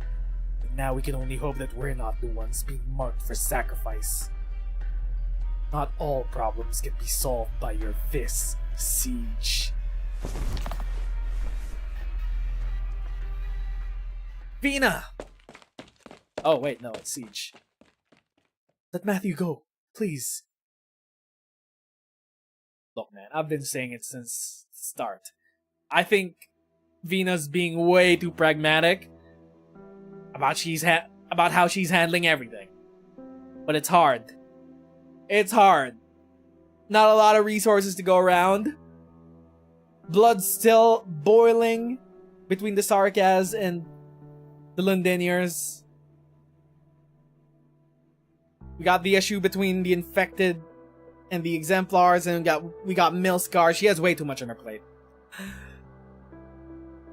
Matthew's views don't represent those of all the workers. Neither do mine, of course. All I know is that a few friends have reached out to Rhodes Island through me, hoping to improve the state of equipment at the sanatorium. We can't make new equipment appear out of thin air, but maybe we can make existing kit more efficient. Most workers still support the current medical system, I think. No, you don't have to explain, Feist. I was the one who let the blood get to my head. Done as much as you could possibly do. Improved medical equipment effectiveness, reopening the fast transport tunnels, the central heating system under experimentation. A lot of people have benefited from the changes in such a short period of time. It's all thanks to how you've gotten us the green light and fended off trouble in the Parliament. That's my job. How's Catherine? Granny? Well, I doubt she would answer, but even if I asked, she won't even let people see her cuff. Otherwise, she's the same. Still busy even though she's not working in the factory anymore. I rarely get to see her. I had a conversation with her like this last month. She sat on this very chair and turned down my invitation for her to become a member of Parliament. The secret workshop that you kept hidden from the Sarkaz and the weapons inside. Lindinium doesn't need it anymore. You mean the big tank? Yes, I have reached a consensus with Catherine on this matter. As long as you and Catherine are able to unite most of the workers, it's not a bad thing for the weapons to stay under your watch. Parliament needs oversight, so do I. The system of Parliament is yet immature. We're still searching, and there are people trying to get something done through it. But sooner or later, they must understand that Parliament, which revolved around the king, is long gone. Was it when the king was... No, nothing changed with Parliament when he was hanged, other than power being transferred from the king to the dukes. It was only recently the surviving fellows of the Royal Academy of Sciences were able to resume work in the Chronicle of Londinium. A million words took half a lifetime to compile and edit, encompassing every aspect of Londinium. I never thought that I would get to know my own home again from this angle. It was only after reading it that I realized the city's resistance began a long time ago. When the Sarkaz gained control of the city, it was Londiniers who still lived within, who had of their own accord come together to maintain the city's core functions, irrespective of upbringing and status. The Academy's fellows see it as a precursor to the new parliament. Seems a little far-fetched, but it does make sense in a way. But I see another side, Feist. During the war, we were able to set aside our differences, our own interests, in our struggle to survive. Now, though, I'm not sure. There are times that I can't even guarantee my own reason. I need someone to pull me back when You wanted to be us. That was my promise with Catherine. It was you lot who gave me my sword after all. The war destroyed many things. Londinium needs your help in order to not fall behind the changing times. Some of your ideas may create headaches in Parliament and the Royal Academy of Sciences, but that's not such a bad thing. Huh. A city defense system that belongs only to us. Automation that the Dukes have long ignored, and a new deterrent for a post-Steam Knight era. Your help is needed in all this, and it must be for Londinium, not any individual. I don't deserve your trust, Feist. Neither does Parliament in its current state. Send Matthew my apologies again if you see him. I will continue to lobby Parliament for policies that will improve the condition of the workers. The medicine that we purchase from the Dukes is on its way. Things will get better once supply routes are secured. Who dares threaten the Duke's cargo ships? I'll continue to communicate with the ducal representatives in the city. We're here for you if you need any help. Feist stands up, but then hesitates. He does not leave the room. Granny always scolded me for my fancies. She said nothing the day I brought back the proposals for the future from Industry Development Association. She retired from the line soon after, claiming health issues. We like to dream about the future, Vina. We'll pull through.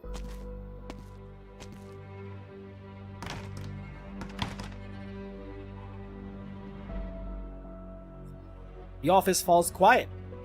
Vina stares at the mountain of papers on her desk and then turns on the radio. Oh great, not a radio again. What are they gonna say?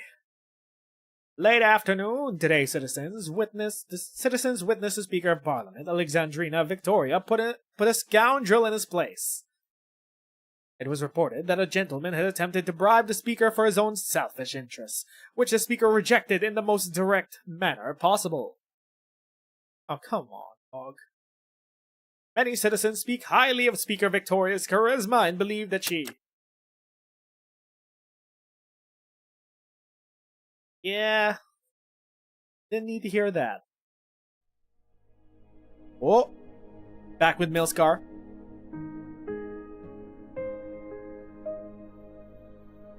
I guess we finally learned to trust each other a little bit. Whether you're confident that this supply route is safe enough for one person to manage, or that most of you have left Victoria just as you said. Reunion! Percival's still in the city. Some sign of trust when you have your little trinket in plain sight. This is a city full of homeless, desperate people. Who knows if somebody won't get ideas? Never said you're not part of the threat though, of course. Not that many people in Londinium remember reunions past. Go ahead, check. Everything on the list is here, and I'll deliver the next batch of medicine on time. You said most of you have left. What about 9? Left, along with many people for whom there is no place in the city. Even the innkeeper? Our factories outside the city won't be affected, of course, and the routes you found for us will continue to be useful. Reunion is producing medicine now? Interesting. You're not going with them. Londinium isn't a great place for infected anymore. Isn't a great place. Spoken with true Londinier irony. When I was little, I was fascinated by the Londinium in the storybooks. The palaces and the gardens where the king and the young princess lived. The adventures to be found in the maze-like factories. Now I find that Londinium is no different from anywhere else in Victoria. It's no place to make a home. I stay because somebody has to, and I like doing good, honest work. Besides, the treatment of the infected in Victoria today is not terrible. Really.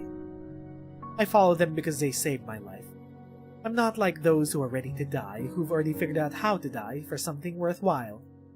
Besides, in the end, it usually isn't worthwhile. Nobody deserves to die. You saved a lot of lives. Thank you on behalf of the workers. Stop by Highbury the next time you're passing out pamphlets in the city. I'll see right through that disguise. You guys check out. I'm off then. One more thing, Catherine. Go ahead. If the rocks hurt at night, I know a few techniques to make you feel better. I think you know, our medicine doesn't work as well as the stuff from the big pharmas. Yes, it may fool the other workers, but it can't fool me. Same for most of the suppressants you can get in London right now. At my age, though, I don't have too many lucid days ahead of me. And I guess you could say I've seen worse. No, Granny got infected during the conflict? Is that why she becomes a Rhodes Island operator? Need to pay for healthcare? One more day with my senses is one more thing I can do. That's plenty. Granny!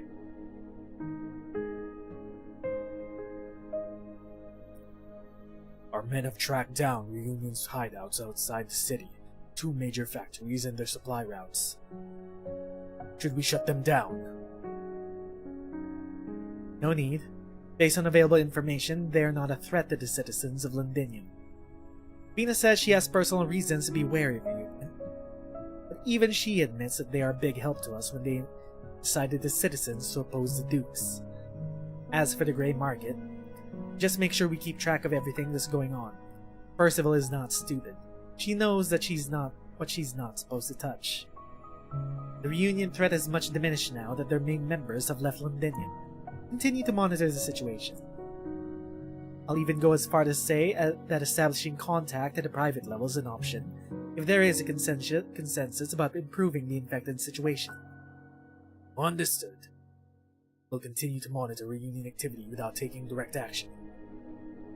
I suppose I'm wasting you lot on this kind of work? Of course not, Lady Delphine. From the day we left the Duke of Windermere's ship, the setting intelligence work aside to focus on the assault on Londinium and now. Do you miss the waters of Lincardine? Yeah, Delphine eventually has to go home. Eventually, she wants to go home and reclaim what's hers. Because the fuckers on the battleship left her. Left her in Shearer. I think we got time for one more chapter and then we'll leave 7 up to the ending for this weekend. GO-6, the dinner proclamation. We never knew when our next meal was coming. We often had to drive away troublemakers in the middle of a meal. Wait, did we read... Wait. Did I read GO-5? Starting to forget. Never mind! We're still in GO-5. I was about to skip. We're still in GO-5. It's hard to believe that you're leaving, Lady Heidi, after all the effort it took to return to this great city. But perhaps it's time you return to your father. Back to Torren?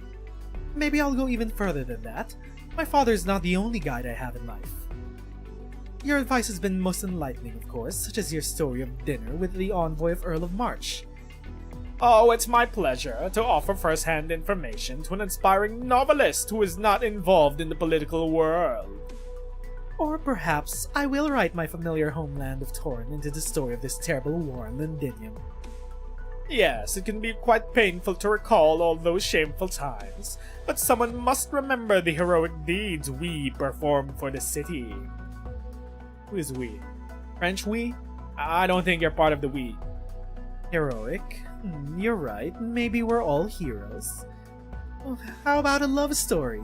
A girl from the Victorian borderlands, falls in love with a young man who came on holiday, but the young man dies in the battlefields of Londinium. In the end, though, the news of the young man's death turns out to be false, and he returns to her side a hero. Oh, a brilliant idea, Lady Heidi! A love lost and found again, Just like the city trampled by outsiders, but saved by our hands. Here, the orchestra plays. There is no wine or dessert, and the candles do not burn as bright, but the music remains beautiful. By all means, join the dance. Leave me on this balcony with the inspiration you've supplied. Oh, but what about your friends here? Bobbing and Diana. An emissary from a foreign land, yet unfamiliar with Victorian customs. Surely you will forgive him. Of course, of course. Lady Heidi, is that right? I just realized, if he came from Colombia, why am I giving him a British accent? Fuck it, we're in too deep. I can show you around the place. No. We shouldn't bother you with any more than we already have. Thank you for the assist. This place turns away no one. Next time you should come through the front door rather than the balcony. Thank you for the offer, but not that interested in noble parties, to be honest. Victorian noble politics was the first thing I studied before I came. I'm familiar with your customs, your attitudes towards the infected, even your dance steps. Setting aside whether a third-rate novelist would call herself noble, have you asked this soldier why she brought you here? She didn't make me come here, I insisted on coming. I apologize, Lady Heidi.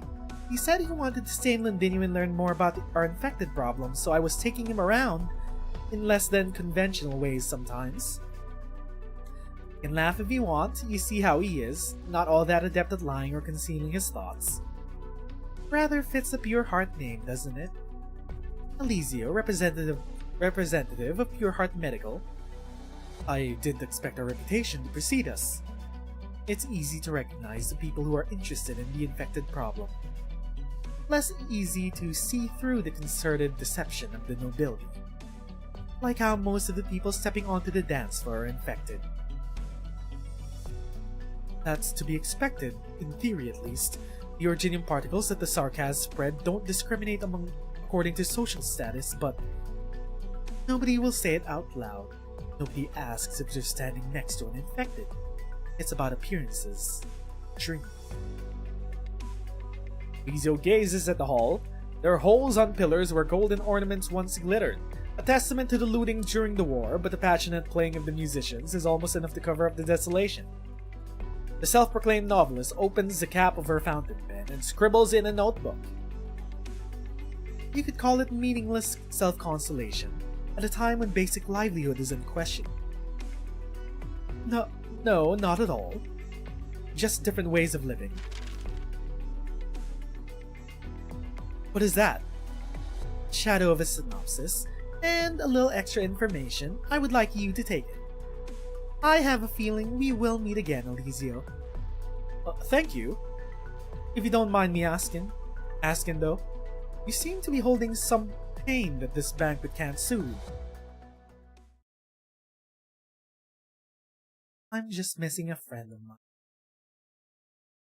Yuri? Kelsey. Then again, when was the last time we've seen these two together? 20 years ago? We still haven't gotten our Heidi-Kelsey reunion? But maybe it's because I haven't leveled up my Heidi and read her archives. Do they ever meet up again? There's one last person who will speak with me frankly, and now she's gone.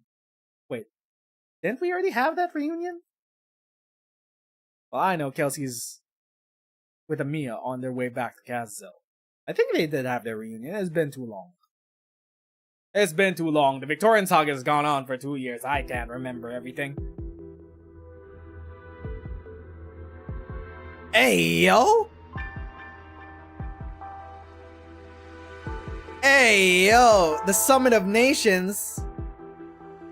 Heidi skin when? Don't we already have a Heidi skin? Also, what's up, Herman?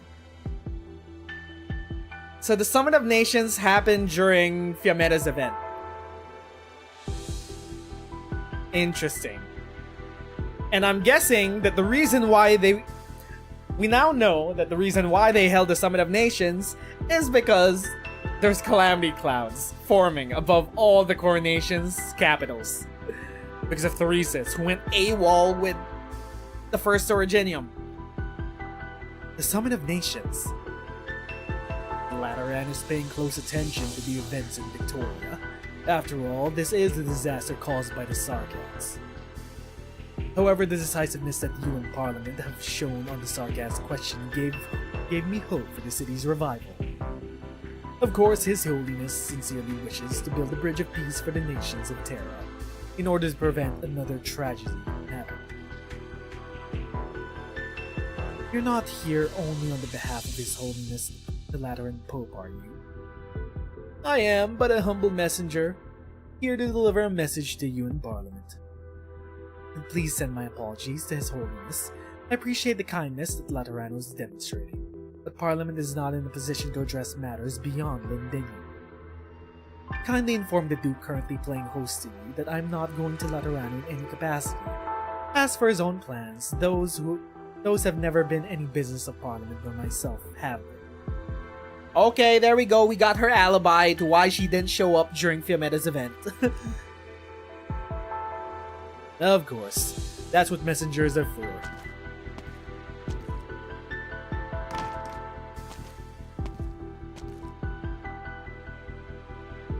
Orin Argiolus. He was on Duke Gododin's battleship during the war, but never participated directly on behalf of Laterano. Just as I thought. Does Gododin have a sweet tooth too? If so, we don't have much time for him here in Londinium. So much for Parliament's day off. One interesting tidbit. Lateran messenger went on the ship with a group of refugees. He made an oath by placing his hand on his gun in order to convince the Duke to accept the refugees. And the scorching hot barrel gave him a blister on his hand. Huh, that's out of nowhere. Is it important? Day off. Alright, I've been off. Now, which message should I read first? Investigation report in the Art Circle remnants. Oh. Venus sees Lieutenant Shear's name. Another letter. She sighs and drops it in the pending bin. Delphine is this. Oh! Glasgow! Hey, Vina! We caught those robbers you were on about and taught them a lesson. Targeting frail Euripides patients. Scum. You know what's even worse? We got a bunch of cowardly wankers who wanted to join the ranks. It's a good job you got the news quick and didn't even give them a chance to grow. I wish I could go out and move about. Don't worry, I gave him an extra punch for you. I saved your share of the thank you gift. Wait, we're not collecting protection money.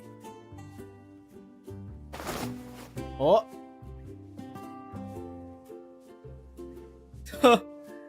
When was the last time you had candy since we got back to Victoria? It's a lollipop! You got them candy?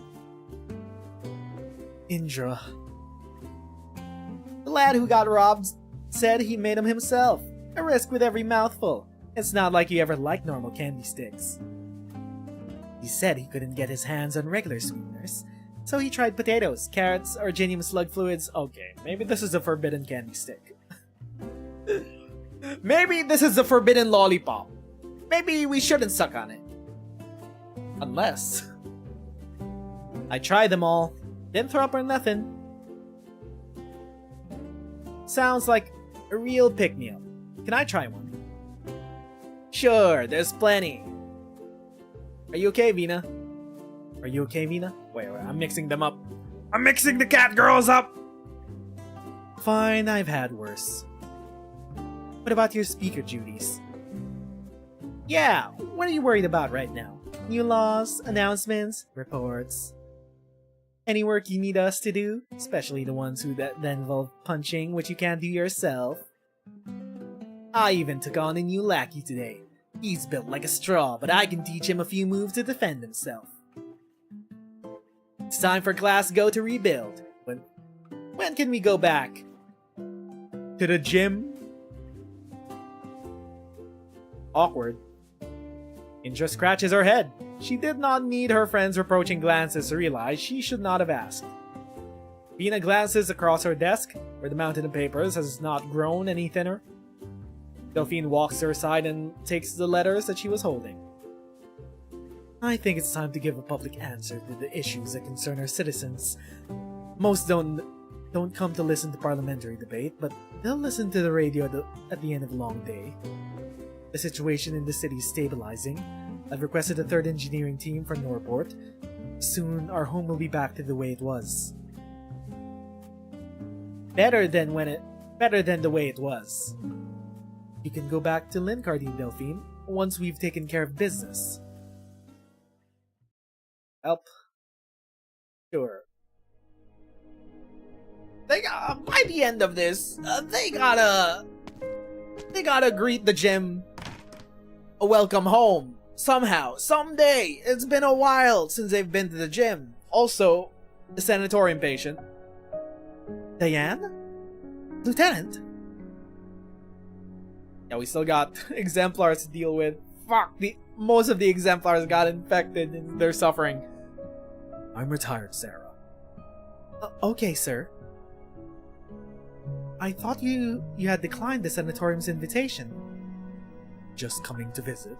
To thank you again. I hope you don't mind. I don't remember much, to be honest. The doctors say the rocks have gone into my head. Your hands are trembling. No need to hide it from me, sir. I haven't forgotten what you taught me. Looks like addiction symptoms. From the war? Excessive painkiller use. After that thing at the walls. You must stay. I'll go for a doctor. Maybe they can at least find you some more painkillers. Yeah, maybe that would soothe the pain. That's why you're here, isn't it? Supplies are short and maybe they can spare you some. Lady Delphine has been very good to the sanatorium and to us. Just a moment, I'll be right back. He wants to stay.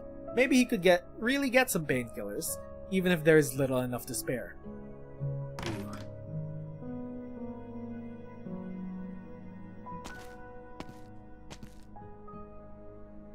Oh, where did he go? Shearer.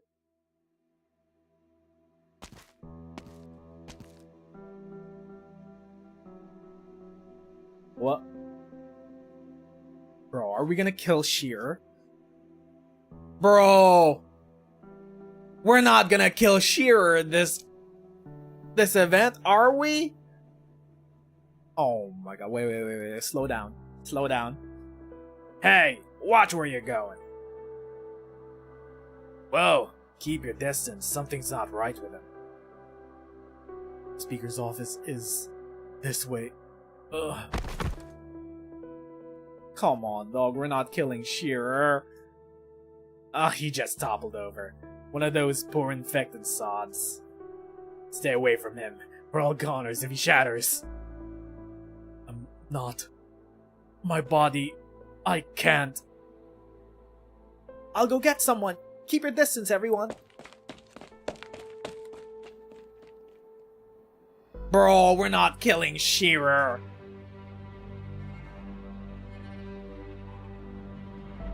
Shearer collapses on the street. The rays of the setting sun are not particularly bright, but they are enough to hurt his eyes. Or perhaps it is his body's way of reminding him that only another deep-seated desire can mask the pain. He tries to adjust his breathing, like he instructed the soldiers fighting pain during the war. But he fails. He's already lost the fight. Shearer sees fire. It is so hot he cannot open his eyes. The sky burns. The walls burn. He burns. Oh, fuck me, dog. Oh, he's having the reaction. He's having the reaction.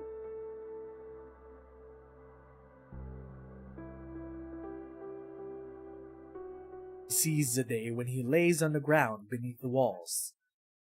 The walls of Londinium burned with Draco fire, burning brighter and brighter until the flames consumed the sky. He cries out in fear and tries to cover his eyes. This is when he was saved! Lieutenant! Lieutenant Shearer, wake up!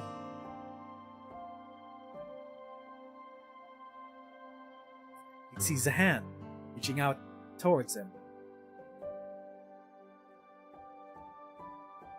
Lady Delphine? I've been waiting for you, Lieutenant. I saw the letter you wrote to Vina, but you avoided me just like you refused my offer of treatment.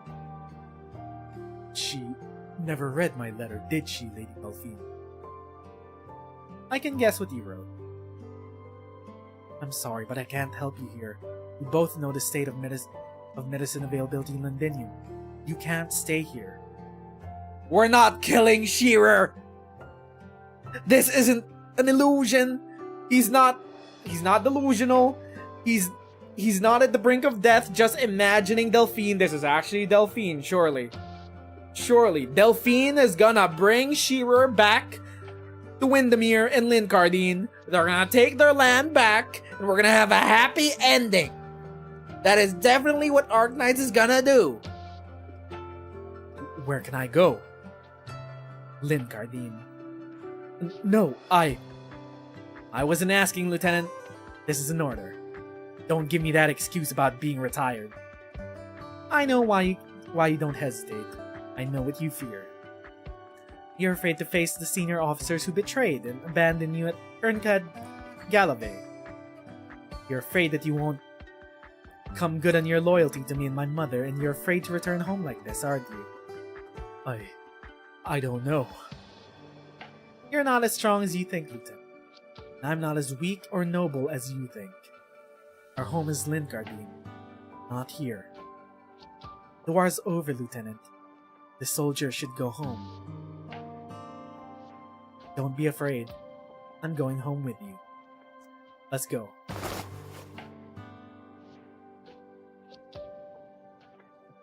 Don't you dare fade to black like that. How do I make it home when I'm like this? I'll take care of it. Did you really think I would abandon you just because you didn't come looking for me? Thank you, Lady Delphine. Will you return to Londinium? Yes, I promise Vina, but she may have to wait. I'll make arrangements for you to get treatment. We'll depart once I've taken care of what I have in front of me. Yes, my lady. Linkardine. I'm coming home, mother. Is that a tease? Are we getting a Delphine event in the future? I've always believed that Delphine has one of the sickest character designs in all of Arknights. Except she's a 5-star that's neither relevant to gameplay whatsoever. However, if we get a Delphine altar in the future, I would be down with that. Well, they didn't kill off Shearer. I'm happy about that. Okay, I think we have time for one more chapter. GO-6, the dinner proclamation. We never knew when our next meal was coming. We often had to drive away troublemakers in the middle of the meal. Ooh, there's a before? And then there's an after. Okay, there's a before and after, which means I think we should save this for... If it's a before and after, I think we do 6 and 7 right now. Yeah, okay, it's fine. 6 and 7, let's go.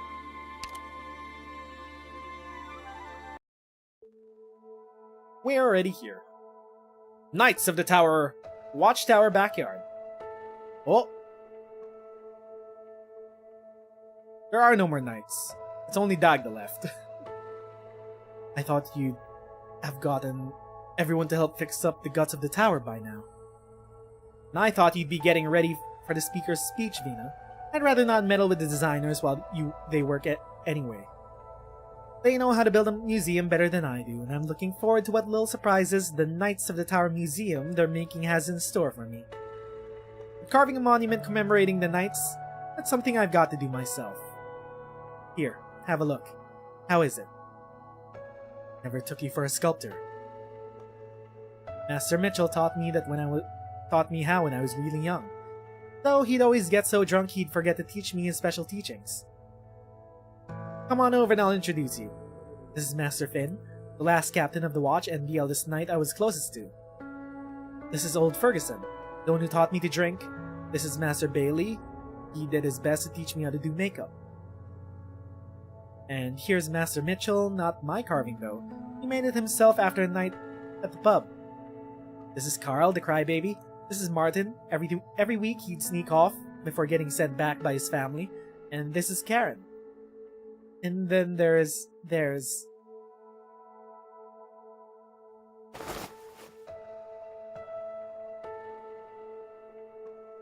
Vina gently hugs Dagda, comforting her.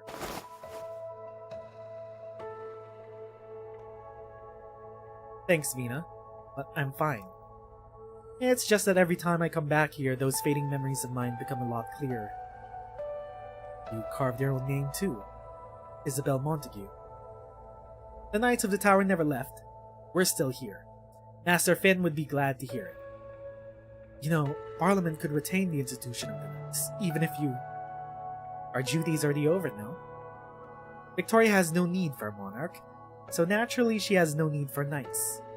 Let the past be remembered in the museum. That's the best ending we could ask for. Since there's no more need to light up the tower for the palace's sake, my own duty's done as well. These days, Londinium is no longer home to Isabel, the Knight of the Tower. There's just Dagda now. Dagda of the Glasgow gang. But Vina, you still have need of the knights. I won't hesitate. Just say the word. Oh, don't tease me, Dagda. You heard the rumors too. We've been looking into who's been spreading them, but it seems there's a lot of people who believe, even wholeheartedly support the idea that Vina Victoria will be crowned king. I don't like the idea of that. I don't like the idea of that. As Dagda said, I think Londinium's moved past the need for a monarch. I don't know about that, dog.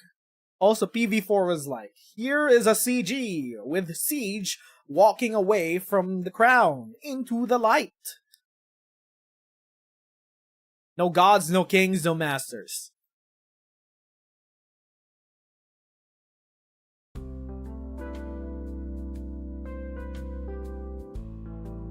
Who's spreading these rumors? Allerdale? Fuck me. It's probably Allerdale. Bobbing! Eliseo, please wait. Oh, Jenna, more questions you'd like to ask me?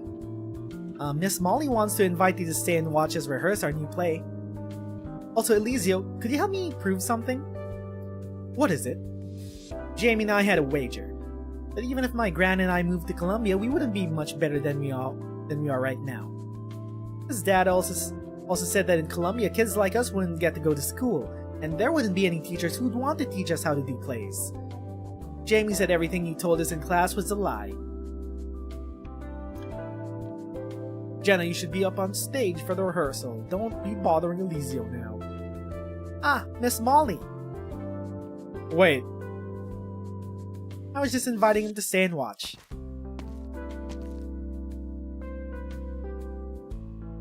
Wait a minute. Wait a minute. Wait a minute. Huh, hold up. Are you actually Miss Molly, or are you... Oh my god. I can never trust any NPC appearances now that we know... What's their face? What's their face is back in action. The doppelganger sarcasm. God damn. Also, this is the same school where that other teacher offed herself because of Manfred. Manfred and the doppelganger's manipulation. Miss Molly, I don't know, man. Your face is giving me goosebumps. It's kind of sussy. Without you, he can't say any of his lines. Go on. Oh, he's so annoying. Alright, I'll go. You got to stay and watch, Eliseo. Do forgive the children, Eliseo. They tend to just speak their mind. I must admit I'm not too familiar with Columbia, and I'm not entirely sure how infected children would be treated. They'd be treated very well. So long as their guardians can afford health insurance. There's always a catch, right? I see. The children are very fond of you, and I'm grateful that you took the time to explain how they should take care of themselves after infection. It's important for them to know. Thank you, truly. I have to give the same lectures to kids back home pretty often, so it's no trouble at all. Honestly, I'd like to thank you for letting me teach them. I thought since Parliament's on bad terms with Pure Heart Medical, the schools wouldn't let me near the children. Parliament's never forbidden us from reaching out to you, though. On the contrary, they tend to approve of this sort of thing as long as we're quiet about it, up to a certain degree. Not just you either. You've also invited Rhodes Island doctors over to give the children checkups and lessons. Parliament knows that children will need assistance. But there's only so much that checkups and lessons can do for them. What we need is medicine and treatment. I know, but all we can do now is stay by their side and make sure they're not overcome by fear. At least at this school, they can still live like how they used to, like regular people. I really admire you, Molly. Back home, if a young infected is as energetic as these kids here, usually means their family's pretty well off. But here, I hear some kids have nowhere to go, so you give them shelter at this school. You got them putting on plays, ones that brings hope to people here. That's amazing. Oh, you flatter me, Eliseo. I'm merely following in the footsteps of those teachers who can no longer return to school, especially the lady I respect the most. Do you mean Lady Golding? I heard Heidi mention her before. Yes, the play we are rehearsing today was the last she ever wrote in this classroom. Don't remind us of Lady Golding, dog. So many people died during the Victorian saga. It's a little lovely tale. Two young children go on many adventures to find the foul beast that can chase away any illness, which saves their sickly friend. Lady Heidi once asked me if Lady Golding ever called it a meaningless consolation when she was writing it. But why? Is it alright if I stay and watch them rehearse, Molly? For the sake of the children, and so I can show how much I respect you and you're a lady. I have a feeling that maybe here in Londinium there's still a lot I can do to help. For Lady Golding. For Lady Golding. Another one of Manfred's crimes? We lost a school teacher? Because of his manipulations? To find the Self-Salvation Corps? Why is Manfred still fucking alive? Oh my god. I swear. Are all the MPs present? They are. How much longer until the citywide broadcast? 2 minutes.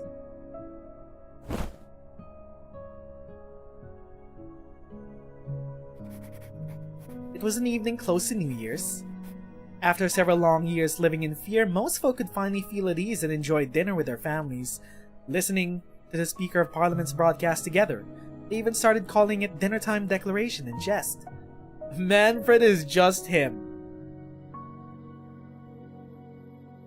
I don't care about Manfred being he, him. I want him was gone. I need him gone. I need that man. Manfred was. Take him out of the present. I need that man dead. Ascalon, you were the one person that could have killed Manfred. Pity that dinner didn't taste so good.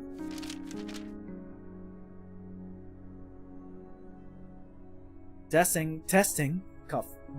Shall I begin? Go ahead.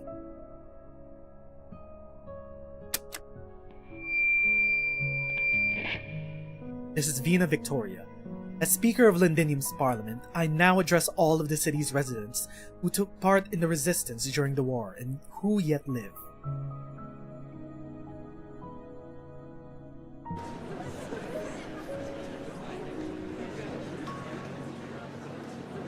Two months ago, we walked out from the midst of tragedy.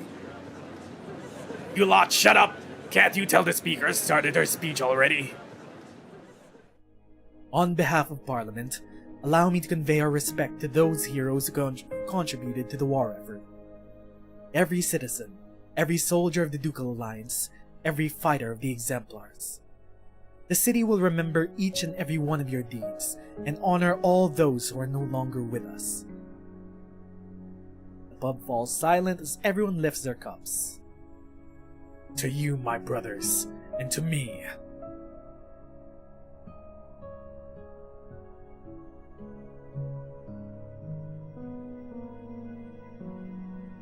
Now Londinium has begun her long road to recovery. Order will be reestablished, and those lives once so familiar to us will return. But that's not all. In regards to the Exemplars, those glorious fighters of extraordinary circumstance, Parliament has decided to reserve this unit designation forevermore, so that we may commemorate both the past and present of these troops. Hey yo! I can hear the children singing, and the retired soldiers singing alongside them. Seems like they're in a good mood. The song they're singing is from the end of the play. The sickly child finally recovers, and together they find happiness. I expected those homeless soldiers to care a lot more about the speaker's speech. Of course they care, but they are in the firm belief that the speaker will not abandon them. After all, the suffering endured, happiness will surely come, Eliseo. Do you believe so?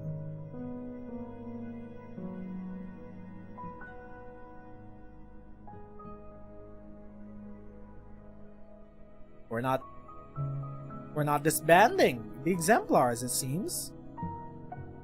The Exemplars came together once more for a simple dream, to go home. No matter their status, no matter their standing. Now this dream of theirs has become a reality. We are home now. We have reached the end of the road. Ha! Reached the end of the road. Seems the speaker lady really is set on disbanding them. What an idiot. Pulling apart your army of mates. Okay, maybe you are disbanding the Exemplars. Maybe. Maybe having a private army for the speaker. Maybe that doesn't instill any trust from the populace. Then what do you propose she would do with such a motley crew? Keep chasing those sarcasms for the kill, or set their sights on the dukes? We've got better things to worry about than the Exemplars. Such as replenishing our strength as quickly as we can. Focus on that instead.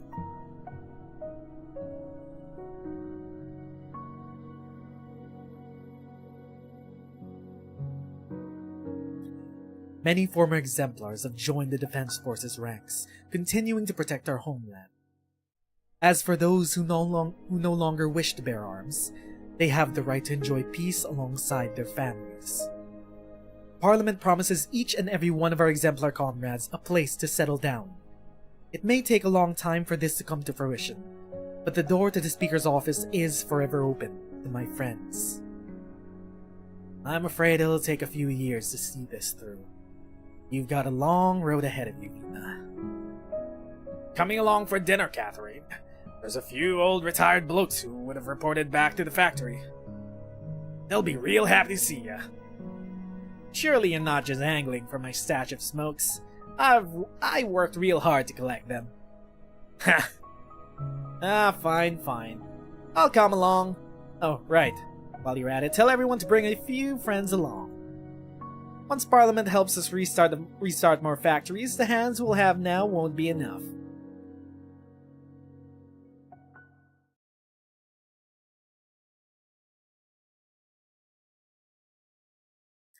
I, Vina Victoria, do promise to everyone of this city's residents that in this coming future without a king, The broadcast abruptly comes to an end. As it does so, Dagda hears an uproar suddenly echo through the skies above the city. Bro?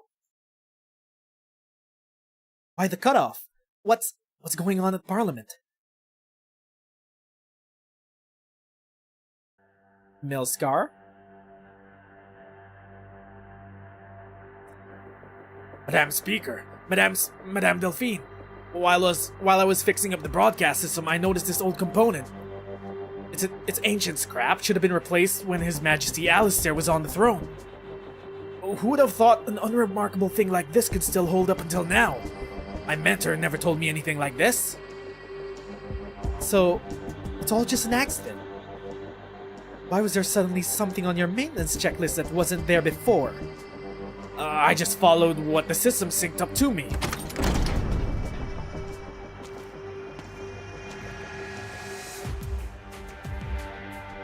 Ladies and gentlemen, may I sit on this round of parliamentary discussion? Let me guess. It's the new smug Duke, Earl of March. There she is! I demanded my smug new wife. Eleanor, my name's not that hard to remember, Vina. Oh, you seem rather surprised to see me here. What, did no one tell you? It seems your informants have been lax of late, Lady Delphine. Londinium has no need for informants to host a guest, my lady. The city welcomes every Victorian who loves this land. Oh, lovely to hear. Then I suppose you won't mind if I invite a few dukes to revisit an old haunt for a little reunion. The Dukes are coming to Londinium?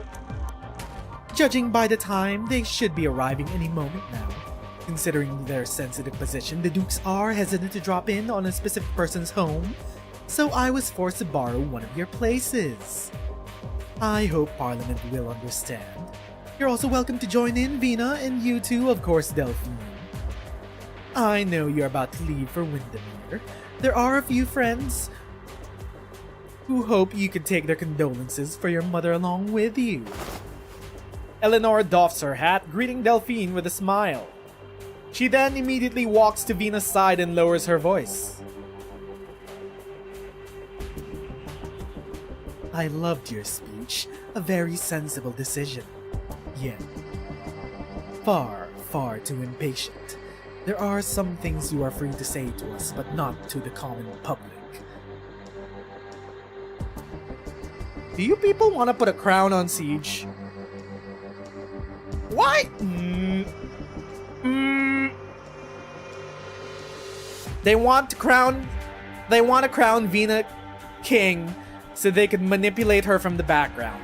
If she stays as only Parliament Speaker, she's beholden to the Parliament. If she becomes king, she'll be beholden to the Dukes. This is for their own good, and yours too. So, wait, there's Vina. So you were the one who cut off our signal. We'll be assembling at the Royal Academy of Sciences, Vina. It won't take too long, so don't be late. By the way, by the by, sometimes there's no need for you to think you haven't done enough. The changes this city has seen are far beyond what I imagined.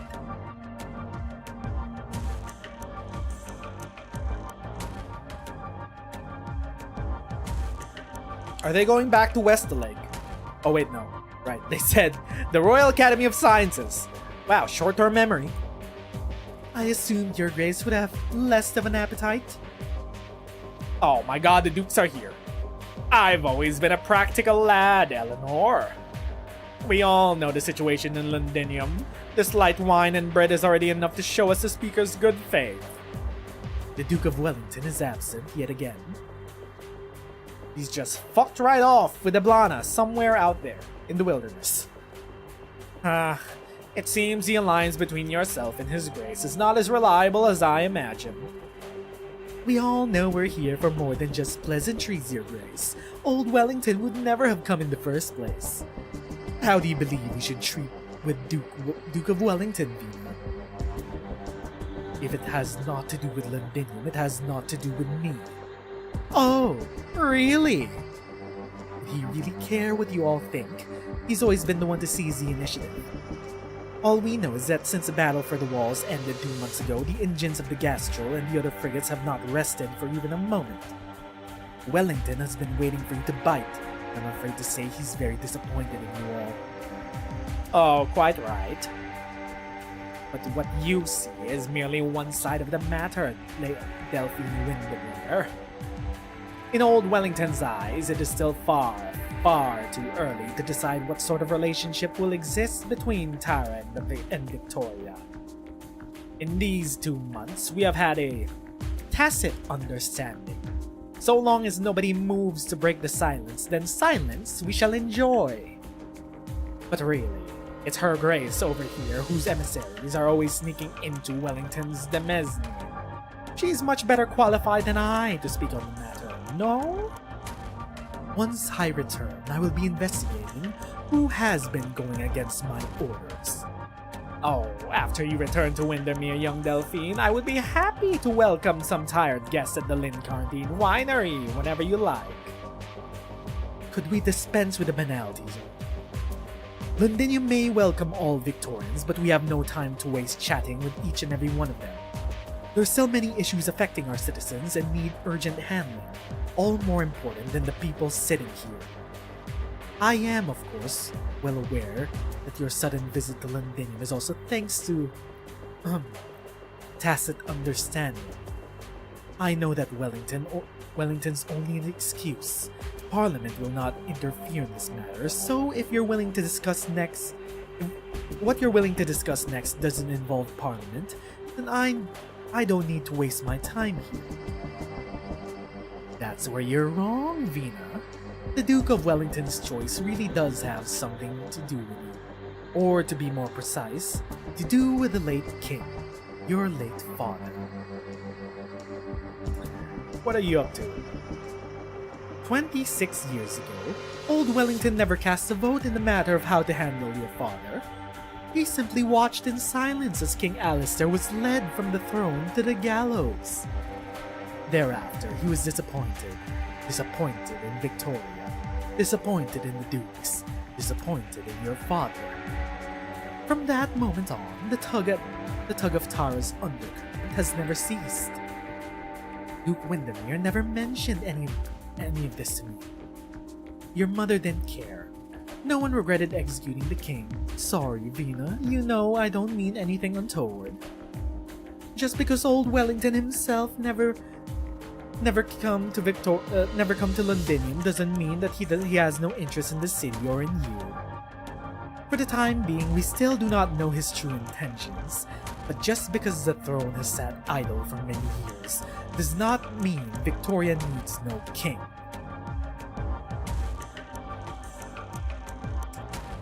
Okay, so we gonna be blunt about it or what? You want to crown her king? Vina does not understand where Eleanor is going with this. She already made her refusal a long time ago. Crystal clear. The kingship, the crown, they were never what she needed.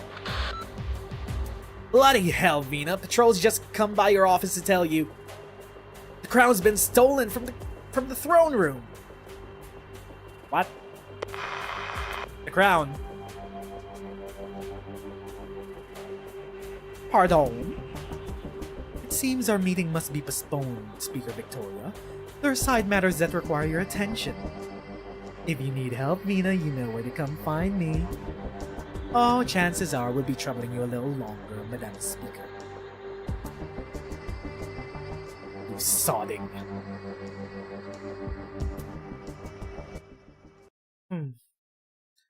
Duke of Castor, Milscar, working together to cement the legend of Vina Victoria. Raise her up on a pedestal. And for the finale, set her up as the next king of Victoria. To be controlled by the dukes, of course. Well, well, well. That's the endgame. Rusted Crown. Vina was a really bad storyteller, but we managed to figure out how she got here from the palace. From that day on, she would be Siege of the Glasgow Gang, she said. Okay. The throne. The crown. I don't like the throne room in the palace. I don't like the throne room in the Palace of Westaleg. It's so empty and bleak. That lonely throne just sitting there. I can't imagine what it'd be like if Vina actually sat on it. One woman on that cold, lifeless chair, staring at the barren steps. Knowing Vina, she wouldn't last a minute there. I'd bet on it. Throne room, Palace of Westaleg, 3 a.m. Did you find the crown? Where is it? We didn't find it per se. Someone delivered it to the speaker's office. We can't determine the precise time it was lost, but we're fairly certain it happened after your speech started. Vina's already placed a crown on that empty throne, so what's the point of stealing it? Was it an order from the Dukes? I don't think so. The Dukes are never of one mind. They each have their own agenda. However, for the crown to go missing at the same time they're visiting Londinium, it's far too much of a coincidence. But according to what you've told us, isn't that crown just an old rusted hunk of iron now? Not exactly, Morgan. To many people, the crown is extraordinarily important, no matter its current state. It's been left untouched for over 20 years, but the people have not forgotten about it. In fact, they're more eager than ever for its return. They're waiting for a wise new monarch to be put on his or her head, someone who can dispel the shadows hanging over Victoria. No, most people are just desperate for a miracle, something that can satisfy their craving for royal authority. It's peasant mentality. They're looking for a savior. One savior to lead them out of the darkness. Fucking peasant mentality. Why are the British like this? I cannot deny that. Plus, you have listened to their voices for ages, Vina. Your identity is truly unique, a descendant of the royal family and a bona fide war hero who's nonetheless raised on the streets. It's no wonder so many people naturally feel drawn to you. This creed of people then, no king, no gods, no masters. Now that Parliament is up and running and the Dukes have willingly relinquished their authority, the people are all the more convinced that you've secured universal support.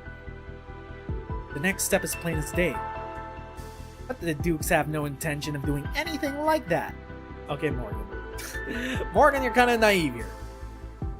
The public only cares about the outcome, Morgan. Yes, I've understood that the day you returned home. Unfortunately, sometimes I'm still very good at letting people down.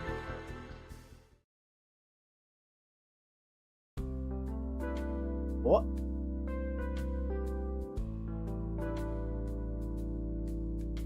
The next day? Wait, no. This was... Oh, this was hours before. This was 13 hours before. Thank you for sharing the energy bars, Eliseo. I'll gladly undergo daily sampling if I can get tasty treats like this every time. Are these really things you can just buy off the shelf in Colombia? Why do you Colombians stock up on stuff like this? Is it for catastrophe or something? These bars are my own personal thing. Food is fuel. It's about energy and nutrition. Energy bars are convenient, so why not? Goddamn, I love me some energy bars. Protein bars, they're so good, dog.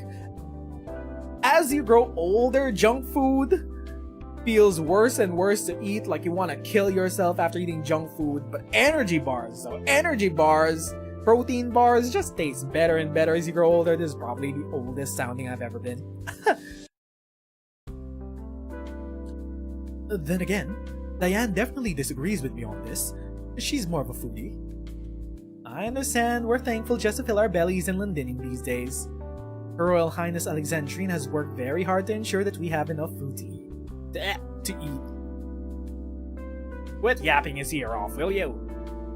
Thank you, Eliseo, for these, energy bars. But we'd be best on our way now. Stanley, you're not afraid that Eliseo will?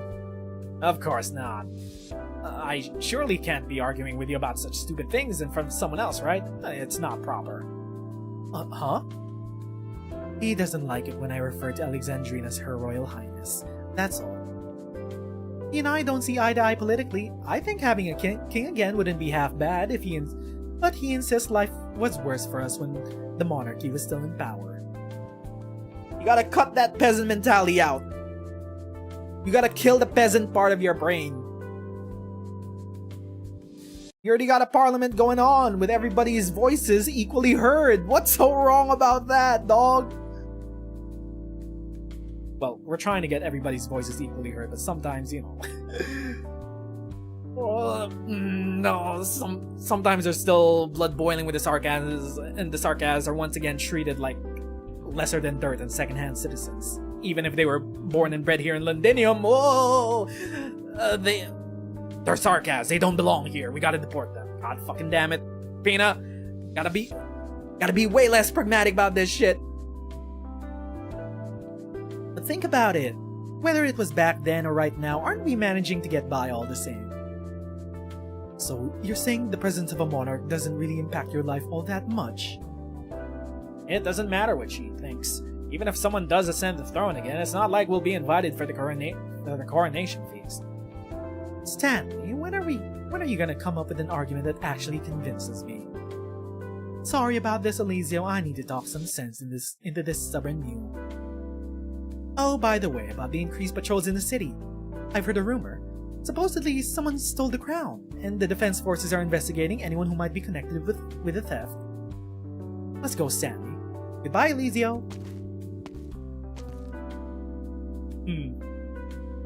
Come to think of it, Diane has never mentioned the king or the crown. Not even once. Maybe I should ask her about it when I get back.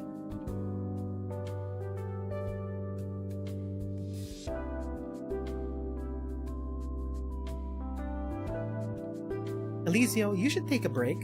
You've been working nearly non-stop helping collect patient data. The city's infected all experience acute infection around the same time, with many showing rare pathological progressions. I need to document this valuable data thoroughly. Hold up. Okay. So once again, they're bringing up that being exposed to the originium that came directly from Amnamnam, the original originium, is somehow changing people's arts. It's somehow having an effect in changing people's arts. And apparently that's never been recorded before. Huh. Whether it's for future research into oropathy or for developing targeted treatments for Londinian citizens, this data is critically important. By the way, Sarah, why didn't Diane visit you today? Diane?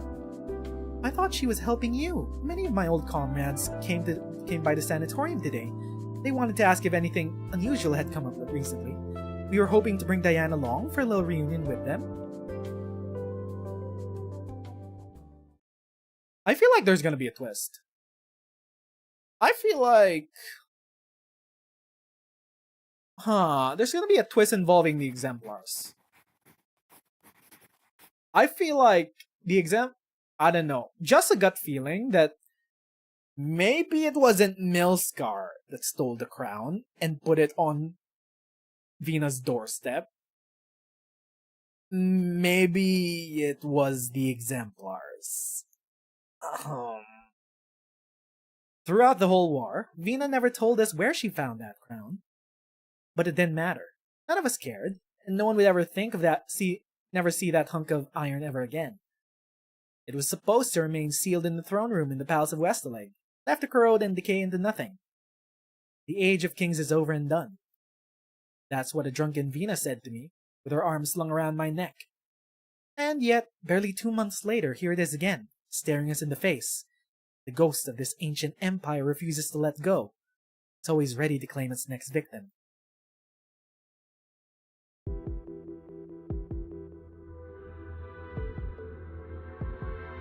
Does anyone else know about this?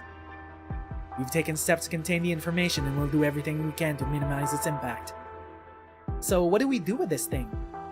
Morgan points to the battered crown sitting on the desk. This is my first time seeing it up close. Can't believe so many people are fretting over this old thing. Vina? Vina? She notices that Vina isn't looking at the crown at all. Instead, she's standing silently by the desk, her gaze fixed on the dejected figure sitting in the chair across from her. The one who stole the crown. Oh, is she just there? In the corner, in the cuck chair? Oh. Called it! I called it! The exemplars. I was like, hey, maybe Milscar didn't do it. Maybe it was the exemplars. Yup, it was the exemplars. Damn, I'm good. You really have no questions for me, Madam Speaker? I reckon many of you have fanciful notions about me. Besides, my colleagues will soon have more complete and objective reports delivered to my desk regarding this matter, so don't lump me in with those people. All they care about is the throne itself. I care about the one on the throne. I know exactly what I'm doing. I'm well aware of every new law Parliament has enacted, Speaker Vina. Unauthorized entry into the throne chamber is indeed a serious crime, and I'm not planning to deny anything. Vina shakes her head. That doesn't mean you're fundamentally different from those people. The Provisional Court will try your case according to the law. Do you have any further objections? No, Madam Speaker. Delphine, I'll leave the rest to you. I'll personally return the crown to the throne room and make sure security is tightened up. And I need to prepare the report for the council meeting. A report. You didn't have to do all this, Siege. You know all too well how inefficient Parliament is. It's just a group of individuals all looking out for their own self-interest. Well, yes, that is the point. That is the point of a democratically elected Parliament where everyone has a say. Yes, Diane, that is the entire point. You must already be exhausted just from dealing with all those MPs, no? Londinium has no need for a speaker operating at the whims of Parliament. What Londinium needs is a real, absolute leader who could guide the city through its transformation. Okay, calm down, Diane. You're getting ahead of itself. You're getting ahead of yourself. Vina, there's no point in arguing with her about all this meaningless stuff. I know, Delphine. Madame, are you suggesting that Londinium needs a dictator? No, I'm talking about a king. Victoria needs a king. I can guess what you want to do, Madam Speaker. You're unlike any ruler I've ever known. You don't even care about your own lineage, but if you wish to achieve your vision, Speaker, it won't be enough. This crown should not and will not become an obstacle for you.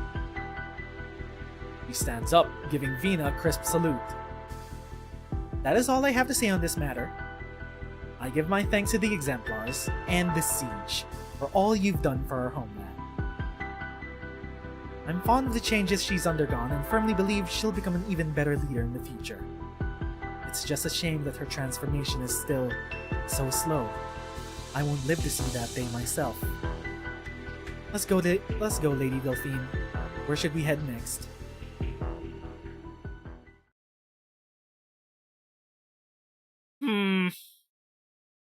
Look, man. I've predicted for a long time that Siege would not become king. If this event ends off with Siege becoming king, I'm gonna be really disappointed. I'm gonna be really disappointed because there's still the issue of the Terra. There's still the issue with the Terran.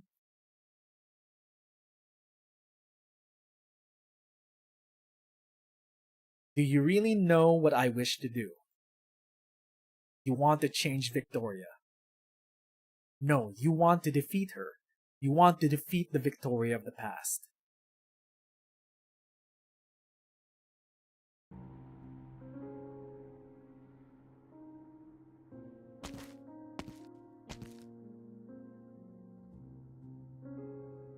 Vina stands at the foot of the staircase, holding the crown in her hands as she gazes at the throne. Beside the throne, a golden lion lays sprawled, his eyelids drooping halfway. Gawain, you should have told me sooner. Step by step, she ascends the staircase until she reaches the throne. Instead of sitting on it, she sits on the steps before it. Oh, are we gonna get the CG? The PV4 CG? The lion doesn't seem to open his eyes. His gentle breath brushes through its mane, sending up faint specks of dust. He is displeased. Sorry, Gawain. I had another sleepless night. There's still so many thorny issues left unresolved. She feels the warmth at her back. The golden lion has moved closer. His massive body is now supporting her. Just like it had when she was a child. Vina catches a whiff of sunlight. Gawain, how nice would it be to fall asleep leaning against you like this? Walking all the way back here from outside the city feels like a dream. But it's been so long since I've had a good night's sleep, let alone a deep, satisfying dream. The lion lifts his head slightly, brushing against Vina's golden hair, tickling her just enough to make her smile faintly. Chill in the air sends a shiver through her, jolting her back to clarity. Has it always been this cold? It's not time to rest yet, is it? What we're doing now still falls short. There's not enough medicine, not enough food, endless arguments. Sometimes I wish I could just rip off this uniform and knock those idiots down one by one. Maybe things would be simpler that way, huh? Defeat the Victoria of the past. If only it were simple as a match in a ring. Golden Lion closes his eyes, drifting off to sleep, though his tail is still lazily swatting against Vina's arm. Teacher, I'm sorry for complaining to you again. There are still some things I don't know how to explain to Morgan and the others. They wouldn't understand, and I don't want to make them worry. As for Delphine, I don't want to show too much doubt or vulnerability in front of her. She's already taken on so much for me and pinned so many expectations on me. There are already so many people counting on me, Gawain. I don't want to let them down. She shuts her eyes and grips the crown. King, Speaker, these titles mean nothing to her. She just wants... Vina, I knew I'd find you here. Oh, wait. Were you just asleep or... No, I was just thinking about something. Gawain, She instinctively turns her head to the side, but there's no one there, yet that warmth remains, unmistakable. He's gone. Thank you for being with me here, Gawain. Morgan, what are you doing here? Delphine convinced the Provisional Court to hold the Crown Thief in the Defense Force's detention quarters. For now. The full report on her is out now. I didn't want to waste time, so I came straight to you. Here, this is the report. Her name is Diane Weber. Morgan pauses, watching Vina closely for a reaction, but Vina simply looks at her with curiosity, waiting for her to continue. She didn't just decide to steal the crown out of the blue. She's been working with a pharmaceutical rep from Colombia for a while now, helping her spread awareness about Oripity infection protection methods. That's how she learned when the guards were patrolling outside the Palace of Westaleg would change shifts. Once she got inside, she waited until your speech and slipped into the throne room. And then she stayed there for quite a while, at least half an hour. What did she do in here? I don't know, and she won't say. Maybe she was hesitating, and maybe she got lost in thought. In any case, she managed to make off with the crown without alerting anyone. Wait, something doesn't add up here. She stayed in the throne chamber for so long. She didn't run into the patrols after the shift change. No, she didn't. Even she was surprised how easily she escaped. She thought sure the patrols would catch her. So someone must have helped her. Was it one of the guests? Nilsgar. Unclear, but if she had help, she didn't know about it. She came up with this whole plan herself. But why? Just bring the crown to me and goad me into... Her name is Diane Weber. I know. You don't remember her. I kept thinking she looked familiar, and when I saw the report, I realized it's her. Remember that day when the Alliance surrounded us on our doorstep? The first soldier to defy orders and escort us forward. Vina recalled the sky that day filled with steam, the lingering smell of smoke and gunpowder. A soldier whose face had become a blur in her memory. It was Diane! This is Lieutenant Diane Weber of the 6th Column, 10th Infantry Regiment.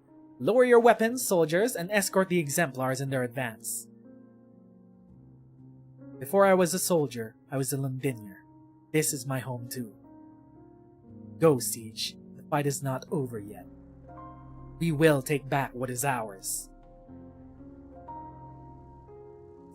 Diane Weber, the soldier who defied the Duke of Casser's orders, she contracted an acute infection in the final battle against the Nezeru king. That rings a bell? She was the one who took the size of kings from you and charged towards the Nezerus. She doesn't have much time left. We're short of Erypathy suppressants, and she never got enough medicine to slow her condition. We took a look at her but... The crown lets out a faint metallic creak as Vina's hand tightens around it. It looks so fragile, yet its resilience is undeniable. She really loved our home. She loved Victoria as well. That's why she volunteered to join the ducal forces, only to defy their orders and ended up forced into retirement. She trusted you, even though I don't agree with some of her ideas. Vina, maybe we could...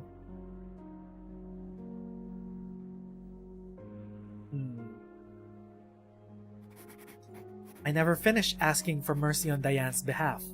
Vina knew what I wanted to say, and I knew how she'd respond. No, I knew what Vina Victoria would say. Even now, I can't imagine what must have been going through Diane Weber's head when she made that crazy decision, but I admire her. Even though she stole the crown, she did it out of love for Victoria. I don't understand. Since coming back to the city, so many things have changed in ways I can't fathom and don't want to understand.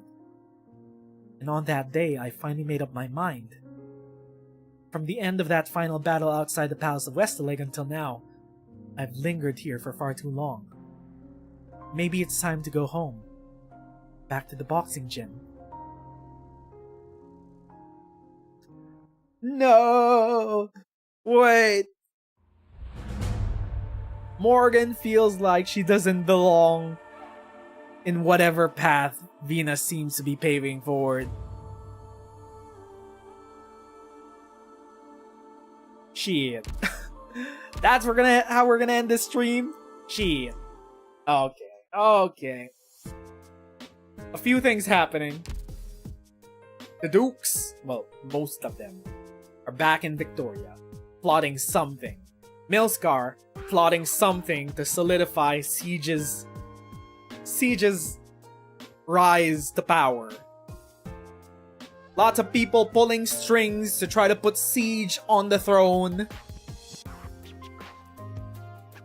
Meanwhile, we're getting more and more distance created between Vina Victoria and the Glasgow gang. I hope they don't have a falling out. I hope that Siege doesn't become king. I hope a better ending for Londinium.